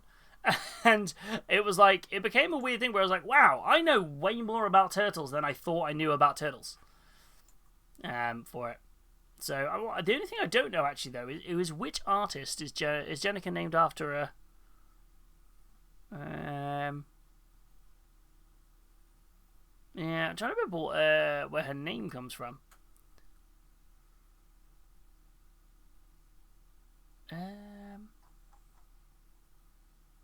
Because Jennica was an interesting one. So Jennica was originally like a foot assassin. So she was a human assassin for the Foot Clan.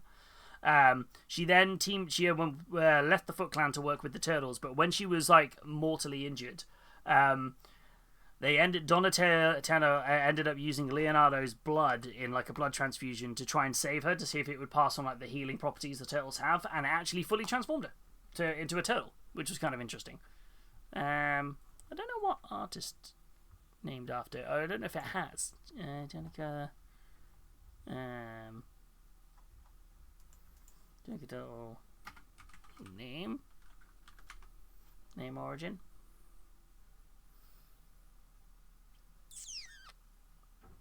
Oh no, maybe she doesn't have one. She's not named after an artist because she was a human. She had a human name before, I think.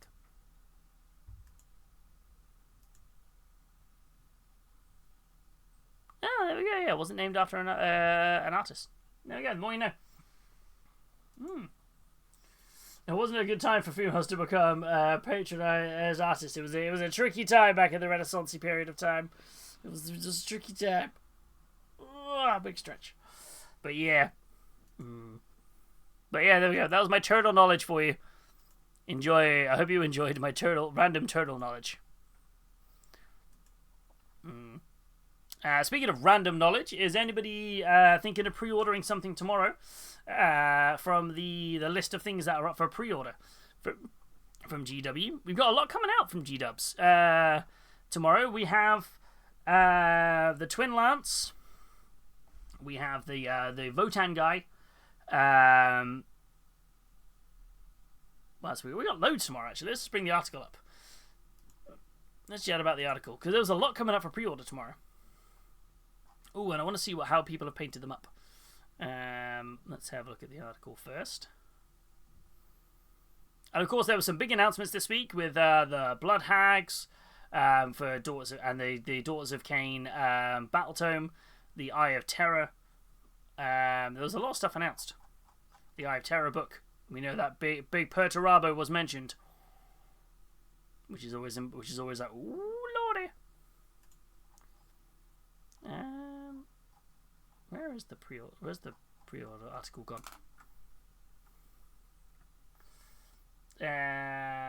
Did we get a price for the Eldari?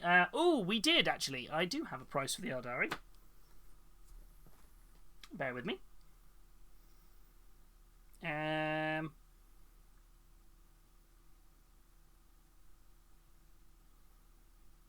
I do indeed. Give me a second. Let me just grab the file.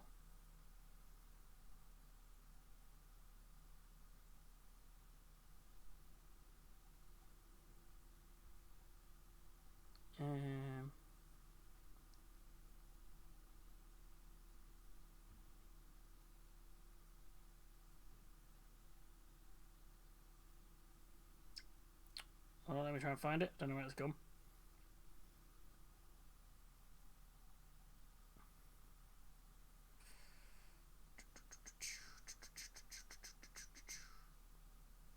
And I think the Combat Patrol standard price at 105. But I saw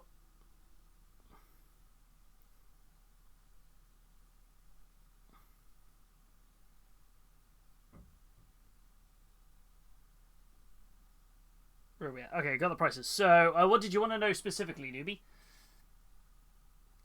Yeah, the Combat Patrols are going to be 105 RRP. The Votan guy is going to be £29. The Tau Empire Twin Lance, though, is more expensive than you think. That was the only one that threw me. Was the Twin Lance one is a little bit more pricey than you think it's going to be. It's going to be 67, although it is two awesome sculpts. It is a little on the pricier end. But be what it be. You can save a bit of money if you go to a third party, I suppose. Yeah, so these the Twin Lance here will be 67 from G-Dubs.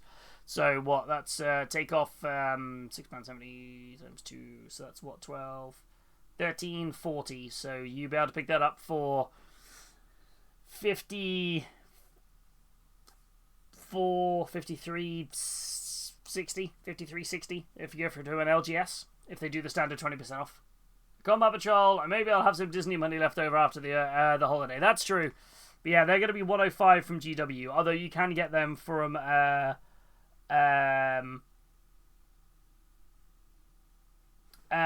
do you call it? You can get them instead from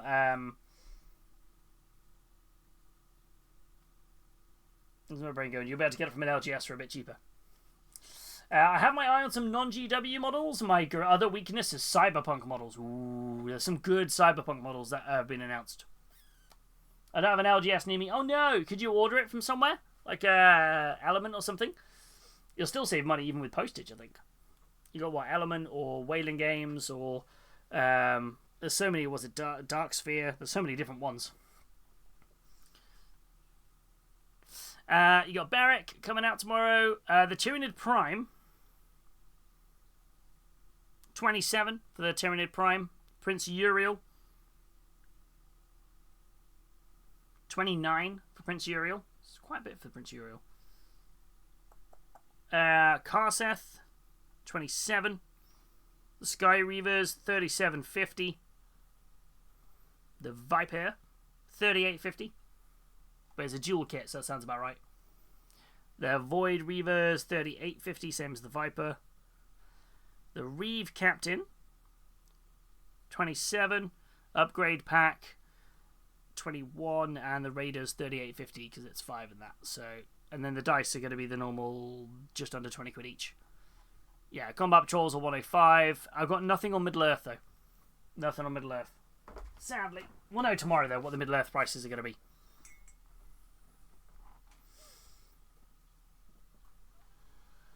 Yeah, so we got options. We got option in Arenos.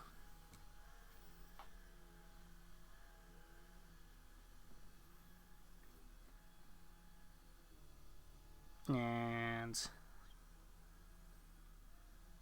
yeah, I don't know what people are hoping to pick up.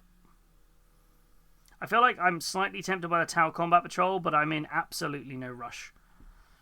I'm in no rush to do any more stuff at the moment. I've got enough to work on.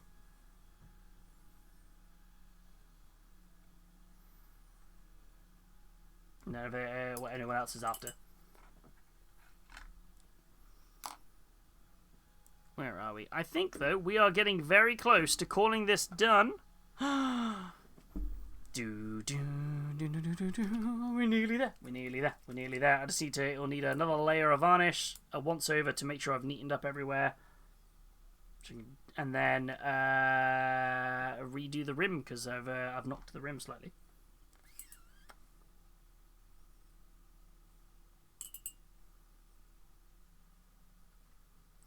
But we're getting there. We're nearly there. We're nearly there. We're nearly there.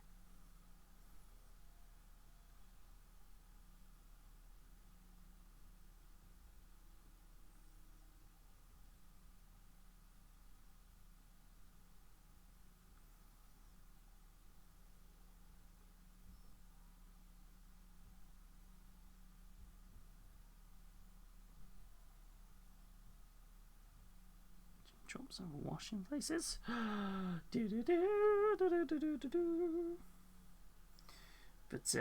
yeah. And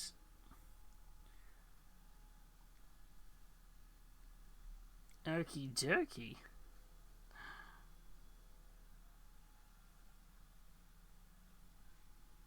I think we've cracked it. Oh my, have we actually finished it? Have we finished the squig nearly? Apart from the rim of the base?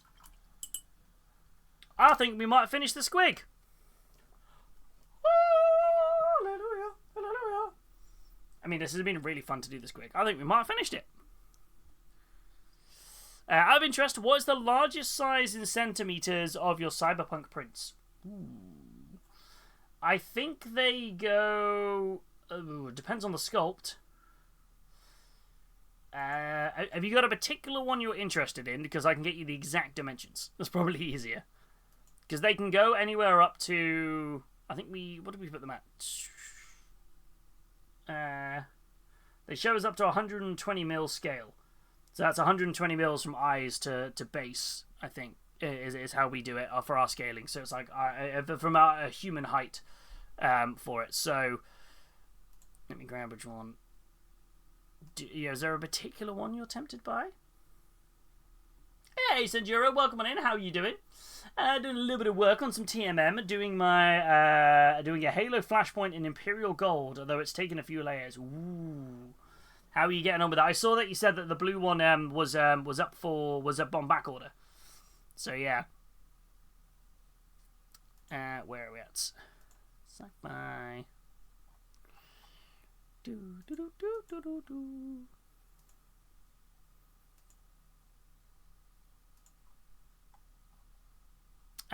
Oh, Sophia Castillo. I have one of them 75mm printed up behind me, so I can show you what that looks like. Yeah, the gargantuan scale. Let me get the exact dimensions up for you, because I might as well grab it. I'd rather be able to give you the full spackaroony. I have a 75mm one painted up, because Verity painted one up for Pinktober, so I've got that demo one behind me. Let me open this up. Do, do, do, do, do, do, do, do. Blue's on back order, but I have some purple. Yeah. Oh, it wasn't the Combat Patrol, it was the Corsairs box. Oh, the Corsairs box, I think, was that last week?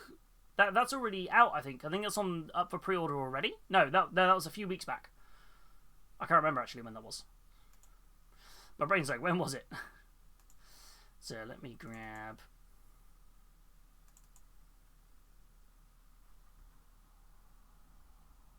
which one was she, Sophia?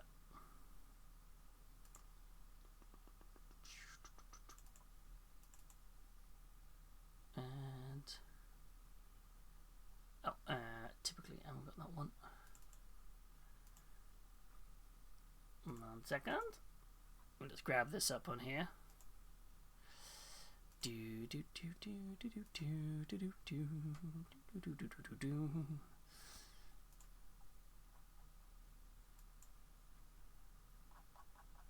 And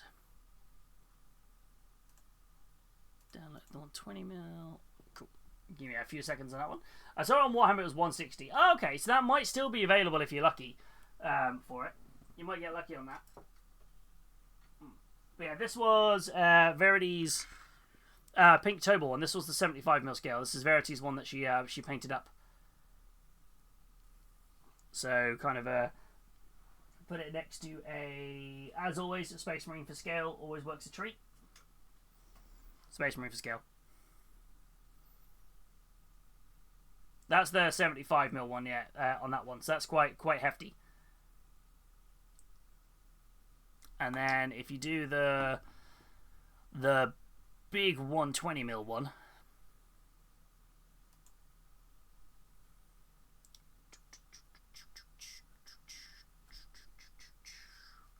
where are we at?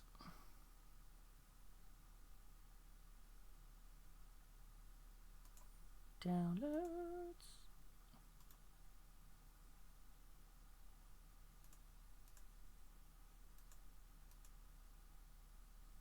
Where's my thing gone?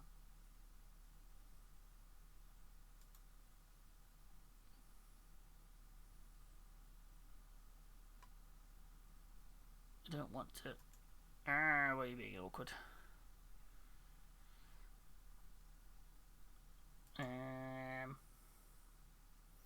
I did not apply the wash well on her. She's looking grubby. She looks great. She looks great. Yeah. She got so much fun detailing on her,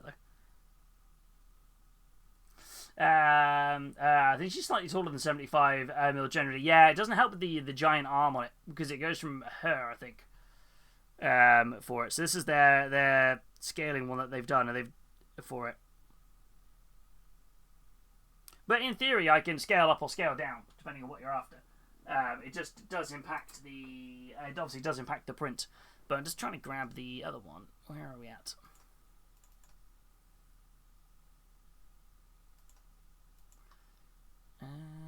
Why on earth is my thing being awkward and not letting me extract this file?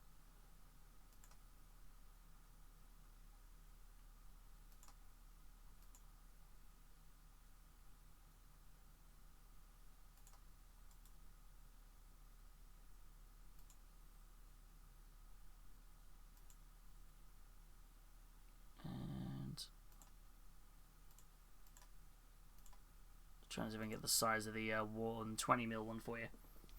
I think we based it off the fairy range. They did the same size models, so they're much more standard standing posed. That's true. That's very true. Yeah, rather than robot pole dancer, it's like, oh lordy.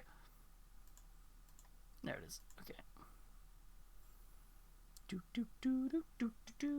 I have a lot of Cyberpunk STLs if you're interested in doing some under the counter stuff.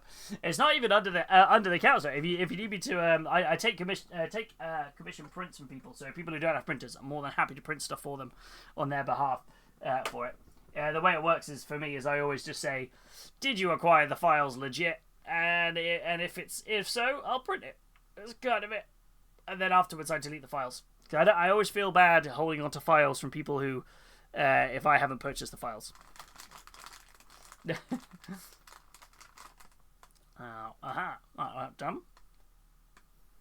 Let me grab it here.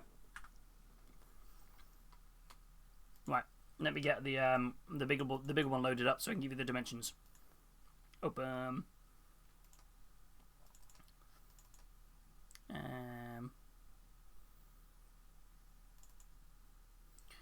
Oh, why would you only give it me in parts? I was really hoping I had it in one go.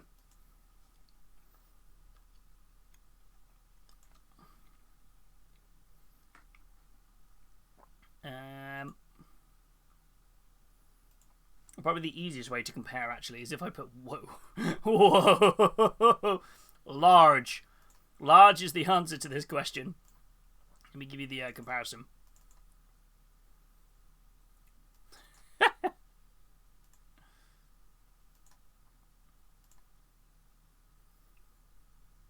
So to kind of put it into perspective for you, if I show you the screen. Yeah, she gonna be big.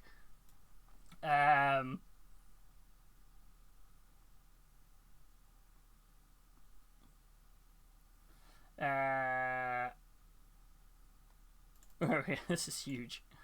So this is the size comparison just for the bases, just to kind of give you an idea.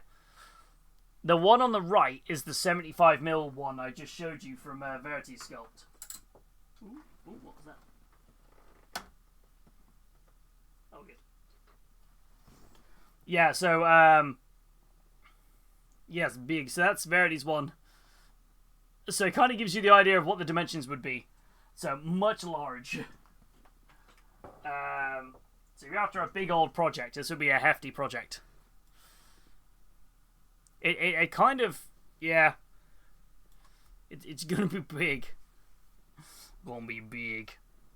I wonder if I can pull through the side-by-side comparison of the robot arm.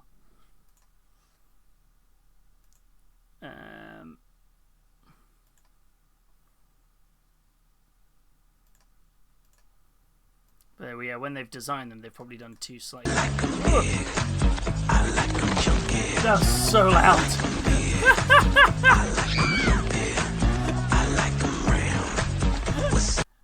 You got me with that, Verity. Fair play, you got me with that. That was so big. They're so loud. I like it. Oh wow, yeah, this is massive. So again, just going back to this. There you go. That's the difference in the robot arm size. There you go. Also, not inaccurate. So this is height-wise. 142mm. This is 142mm tall. So I'd probably say overall, with base included, you're probably looking, this will be about 175mm tall. So, rather large. And they also come in small as well. They come in tabletop size.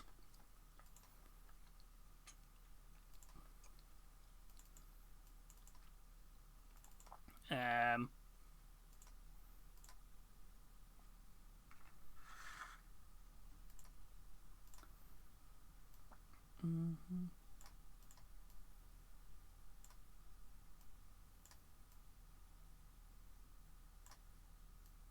know.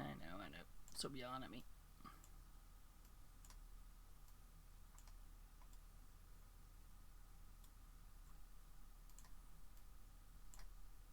I don't know why I turned off the screen. There you go. That's the size comparison.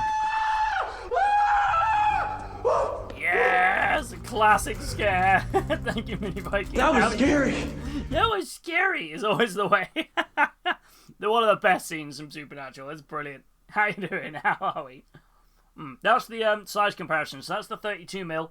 That's the 75mm. That's the 120mm. Big.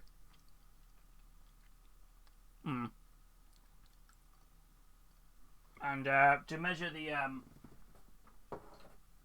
75mm one is, where's my tape measure?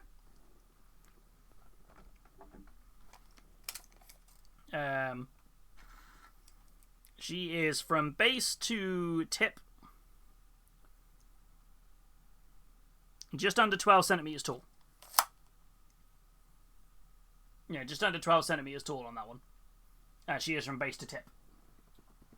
You could almost make a life-size one. I know, it would be massive, wouldn't it?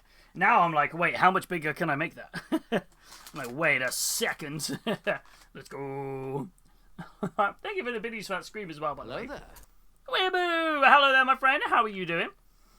I swear, both the fact we're talking about Cyberpunk minis, Weeboo turns up, starts playing Cyberpunk music in the background. It's a sign. Everybody's here for the Cyberpunk-esque.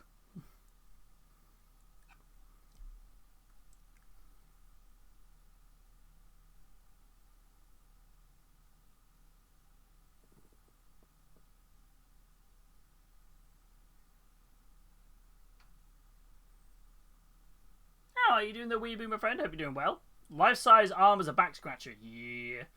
I can't wait for my Cyberpunk board game minis to arrive. Oh, you backed it. Did you go for the whole thing? I feel like I was sorely tempted, but I was like, I haven't got anywhere to store it. So I was like, I'm going to hang off. I know Shrimp also backed it, I think. That one and the Witcher one, I think Shrimp did. There's a lot of... I do love a lovely bit of Kickstarter board gaming. As much as the first one I ever did was the Darkest Dungeon, so it went really horribly wrong. Damn you, Mythic Games. Not the people who made the video game. They're amazing. They're great. But yeah. My last one went really well with Signum. Yeah, we used to do Signum games on the web store. We used to... they were the first license I ever purchased to sell STLs for. But... after about 18 months of selling them,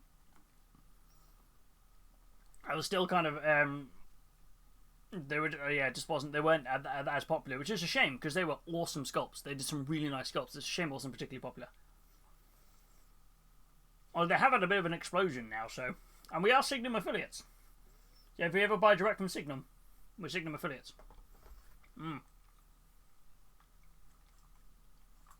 But yeah.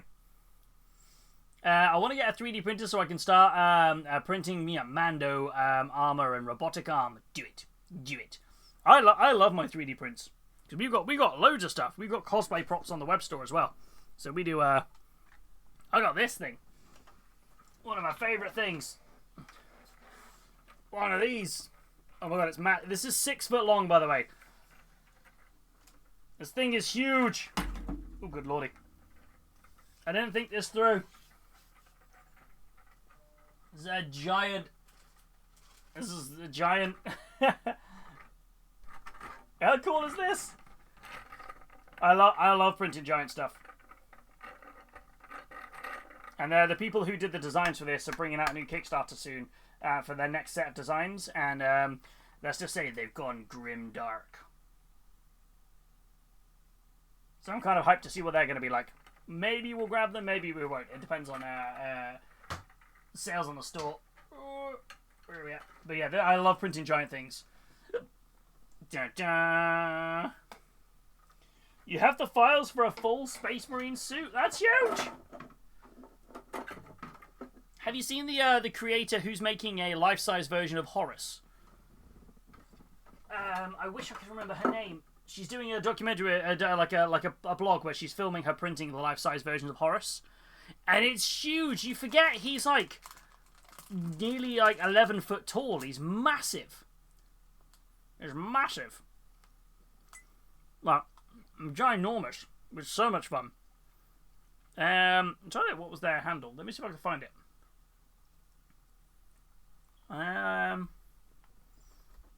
They're on Instagram.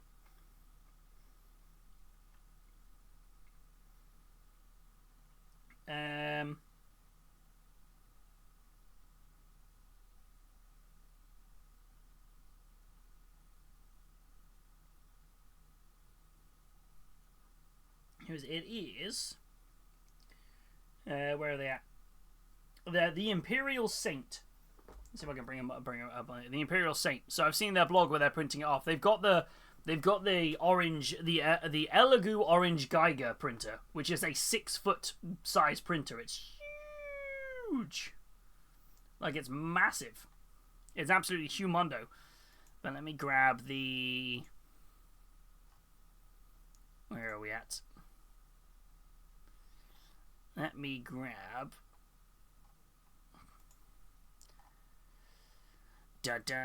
What is that? Let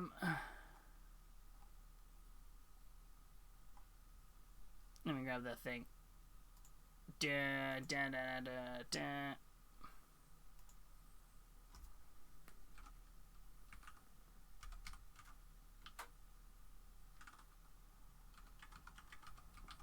don't even get a picture of the giant thing for it. Yeah, because it's massive. Where's the giant horse thing? Try to see if I can find it. And yeah, it's this thing is ridiculous. It's so massive. Yeah, so it's just ridiculously huge.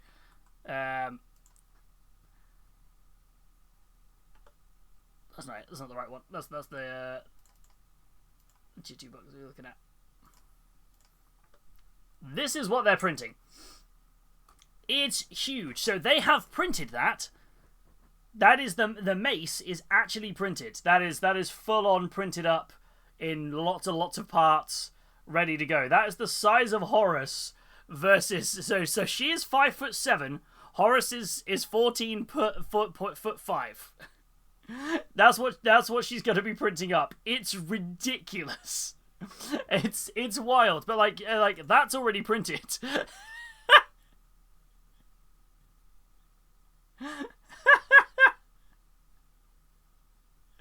It's ridiculous, right? It's yeah. I've been following them on TikTok doing the printing of it. They started off by doing a full. They're doing like cosplay armor. Then they did a full-blown sized Space Marine, and then they went, let's do Horus. It's massive. Banana for scale. It's so cool. But yeah, it's they're very, very cool. But it is massive. I mean, the mace itself, his massive mace is like 13 foot tall. It is wild. It is absolutely wild. Where are we at? Yeah, it is the that's just for anyone who does it. That is the Imperial Saint. Is if you wanted to follow the journey, that's who's doing it. They've got loads of stuff on there in terms of like giant prints and things, and it kind of makes you put into perspective how massive the Space Marines are, right? Like you realize, oh, they're big.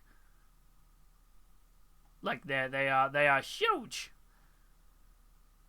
Yeah.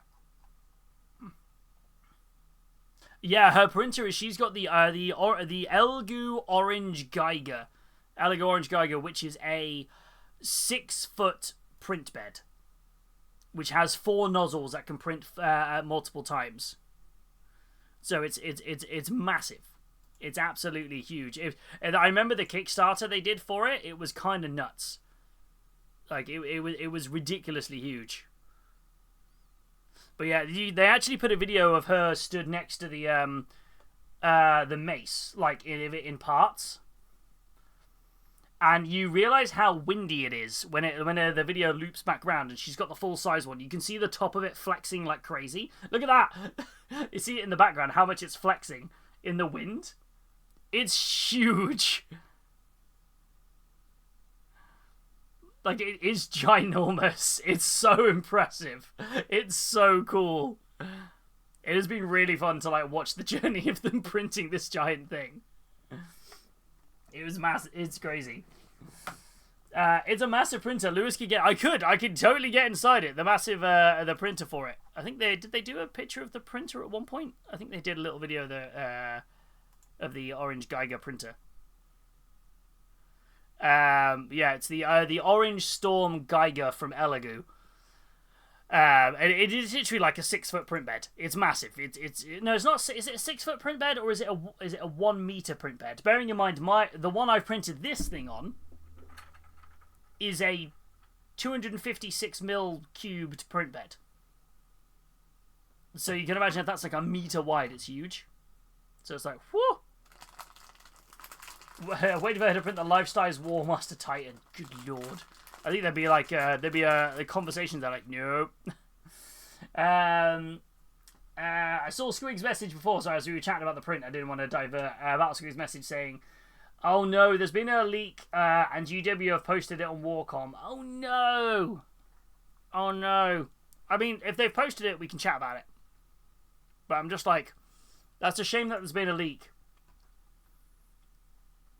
It's a nightmare to level because it has 4 print beds in one. I know, it's massive, isn't it? Yeah, we were talking about it earlier.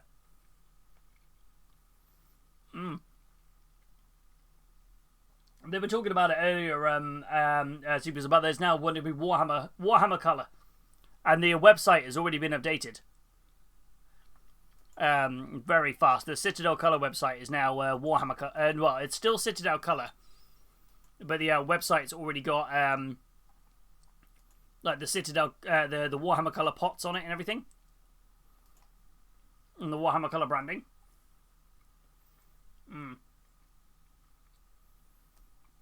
But it's interesting, isn't it? The way they've changed it up. There you go.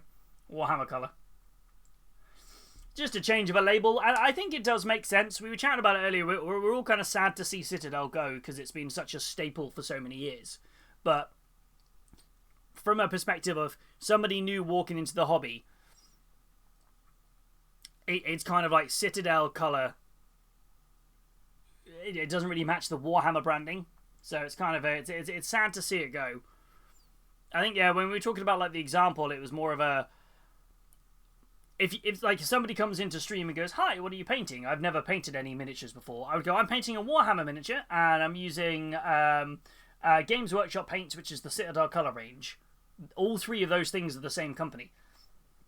So it can be a little bit confusing, so I kind of get it. I get the logic. But, yeah. Citadel slowly retiring off. Hoard your Citadel paints. Yes. So I think they leaked this deliberately to us. You know what? I saw the really interesting video. Did you see Rogue Hobbies, Louise Sutton's video on leaks for it? She was talking about she was myth busting, and one of the ones that kind of came up was going, "Oh, Games Workshop leak their own stuff," and she was being like, "No, like they're saying how much all hands on deck have to happen when someone leaks something, someone gets a hold of something." But a photo gets out that was meant to be an internal photo that wasn't meant to be, and people lose jobs and stuff. It was a really interesting kind of thing, being she was like, yeah, no, it's such a pain because obviously all this stuff is scheduled, ready to go, and things like that, and it's a wild one. And I kind of felt like she was being very truthful in that one because I could see that being it's one of those things. But speaking of the leak, should we have a look? Because GW have now put a full-on scale, a full-on article up about it now. So they've had to panic stations and put it up. And they have gone with, it is orcs. Orcs. So this is breaking news, orc in the wild. You may have seen a grainy potato can picture of a new orc war boss box that looks like it's been half chewed by a squig. Well, we thought you deserved better than that, so here it is in all its glory. Yeah, this feels like somebody has basically grabbed has found a box or something that shouldn't kind of be a thing, or someone's got someone's gone trash diving or something for it. Yeah, because I think if you think about how much GW don't leak, that's the main thing. If there was a credence to people thinking that they leaked their own stuff, they dropped a load of stuff on Monday that we had no idea about. There was no information that we had about Daughters of Cain getting their battle tome that quickly, and a new unit and a new terrain piece for them. And they don't need to leak. I don't think.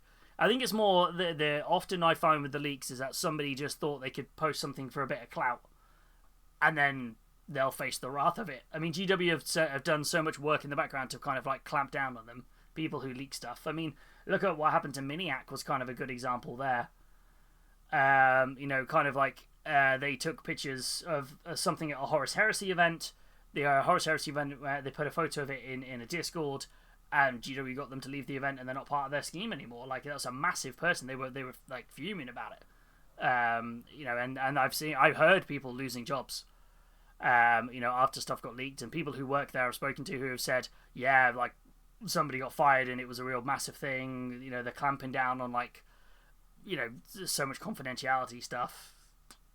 It's one of those you're never going to know unless you're on the inside of it, but I don't personally get the logic of why they would leak something, if that makes any sense. They'd build up enough hype themselves. And that's a valid point. If they do leaks, why do the previews? That's kind of it. For me, all a leak does, we've leaked to this new model that's going to be announced in a month that won't come out for 3 months. I don't get it. Just announce it 3 months early, if that makes sense. Just, yeah. But anyway, how gorgeous is this? This is apparently a new multi-part plastic Orc Warboss kit. That's stunning.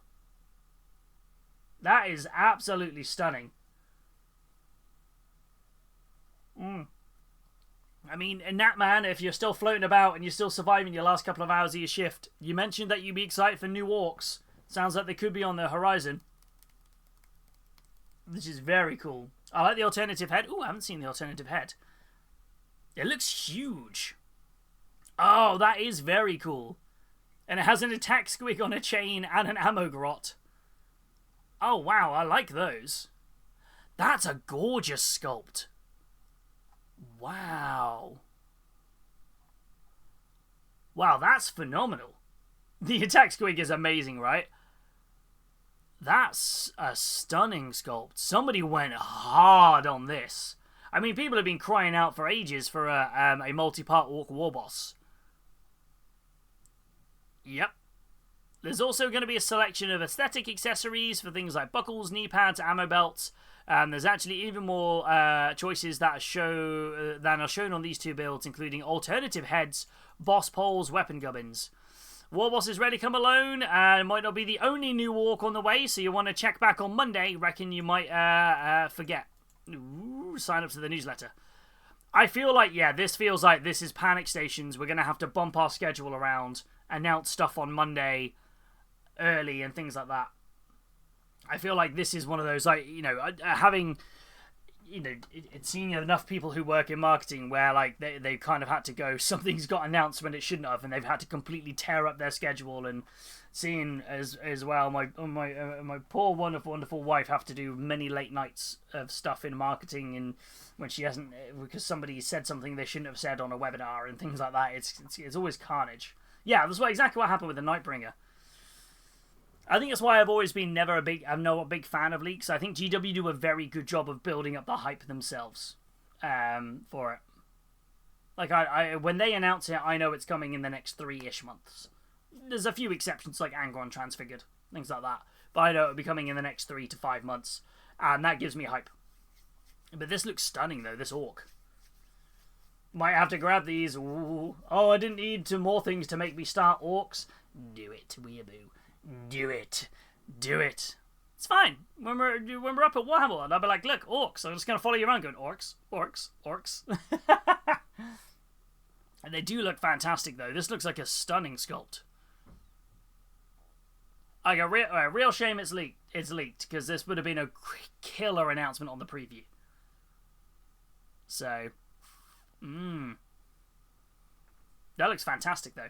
Really, really nice. I'm going to follow you around with, like, whoa, every now and again. Whoa. Oh. Oh. But yeah. Looks like figures to get your warg on. Hell yes, it does. Yeah. I've always liked orcs, but I've never kind of known what direction to do the army in. I've always been more like, do I do fully looted? Do I do something else? I'm never quite sure. But yeah.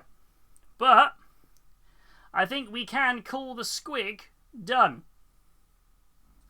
I'm pretty happy with how we ended up doing the connection to the base, if I'm honest. I wasn't 100% sold on it at first, but I think like it's come together really well. Feel like looking like it's it's wrecking up a bit of the stones sort of style of things. I think we can call this done. Just well, I say call it done. It's going to need a varnish and a bit of neatening up, and that's for me to do off stream. This has been great fun. It's been so nice getting back into the cel shading. I'm going to have to massively video document this before we ship it off. Got a little toe beans. Seth is incredibly lucky. I know it's going to a very good home though, which does make me feel a little bit better. I fully expect Sith to do an entire army in this style. Yes. Oh. Speaking of orcs, I don't know if you've ever tried the Space Kids Dexterity Skirmish game. Drunk orcs on the gaming table. I haven't, no. That sounds like carnage, though. I wouldn't do an army, but the characters are great. Yeah, I feel like that character sculpt looks stunning.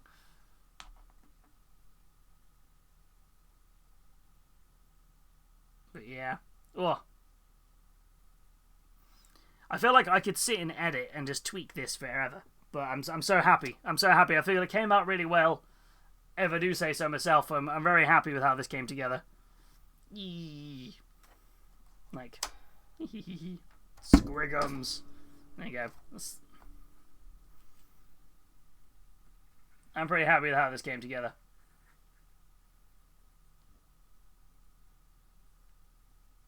Yeah, you know what? I can be proud of something I did for a change, rather than be constantly critiquing myself.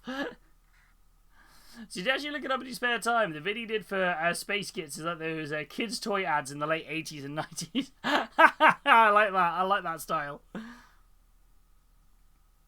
That's funny, that is.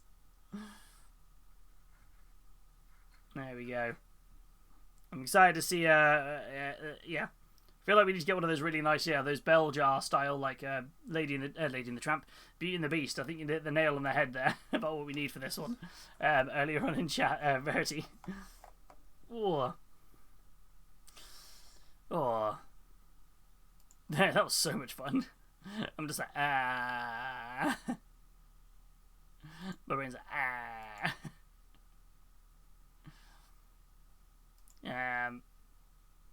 But yeah, I'm a bit like, oh, I finished this a lot quicker than I thought I was going to finish it. So now I'm just like, I don't know what to do.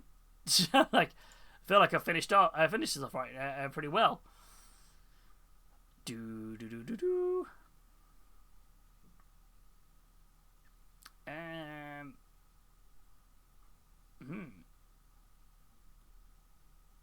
like, I'm gonna go to the shop for food while I'm out. Warhammer Insta post peak something. Wait, Warhammer Insta post peak something. What did they peak? Was that the orc thing?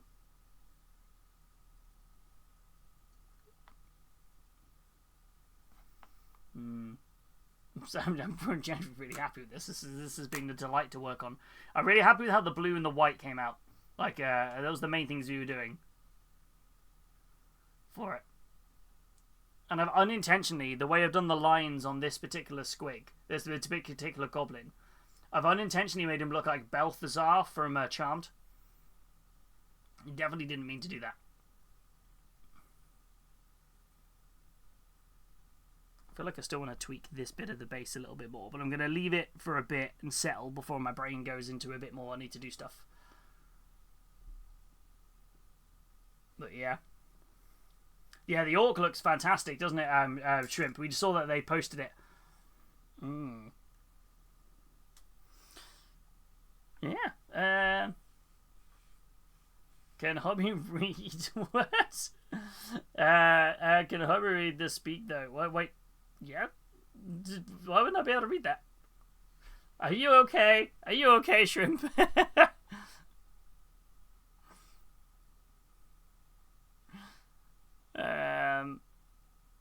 Yeah. My brain now is just fully gone blah blah blah blah blah brain. Fa la la la la la la. Oh. Yeah, did an amazing job with this model like you always do. Oh, thank you. I feel like it's been a long time since we sat and we nailed out something in solid in a month.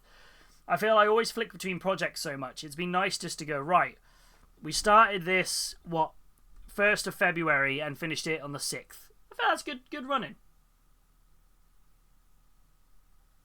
Can't read Gen Z or Leet speak. What does the bean come to? I can read it. I did say I could read it. I'm confused.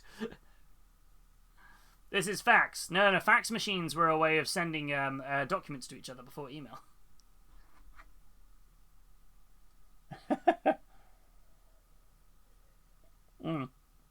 Yeah, it's definitely been a while, but it's been nice to actually just blast through this, which has been really, really, really enjoyable. And I'm very glad it's going to a very, very lovely home. What's email? It's that thing that people use sometimes. It's the thing that rules my life in the office. Like,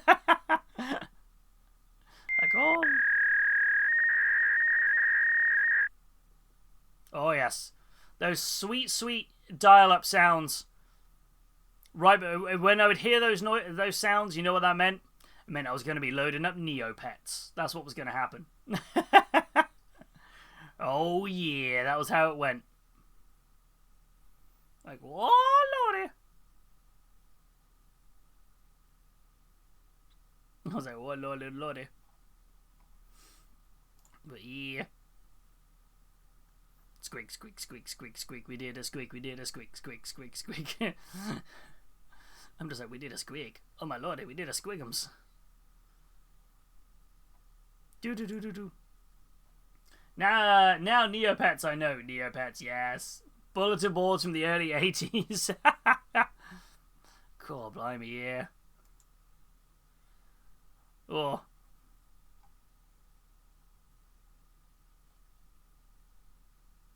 Do.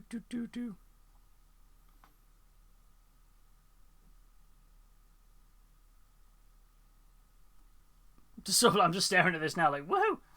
I think, though, I might call stream there. 2.5 hours of work. We got this finished off. I'm kind of at a point where I was going to go till 9 anyway, so I feel like I might call stream there and I might go and treat Verity to a Chinese. Let's do that, shall we? There we go. That's what I think we'll do. But yeah, thank you everyone for coming in. I'm really enjoying these kind of Fridays, late nights, sitting and chatting, getting a few hours in, which is quite nice. So I'm very much enjoying them. I hope you guys are enjoying them too. Let us raid off and spread a bit of love. Where shall we go? I know who we can go. We can go off and see somebody we haven't raided into in a while. They are currently painting up some War Machine, which is always good fun. So, let us raid over and say hello to Electric Eve. They are incredibly talented, and it's always a pleasure to raid over and say hello to them. I don't normally get to raid over and see them, which is going to be great. So let's make some noise when we get over there. They are incredibly talented, and they are working on a War Machine Dread Harvester, which is exactly what you think. Imagine Headless Horseman, pumpkins, scythes, charging on a horse. It sounds awesome. But yeah, thank you everybody so much for a wonderful, wonderful stream. It's been an absolute delight. And yeah, we're back on Sunday as per normal. We're going to be diving into a whole new project on Sunday. Yeah, so that'll be dropping onto the desk, ready to be built. So that's what's going to have some fun. But as always, thank you so much, and please remember to stay safe, stay positive, and above all, be an ambassador for your hobby. You're all amazing, wonderful, and fantastic. We will catch you all on Sunday. Have a wonderful weekend, folks. Bye-bye!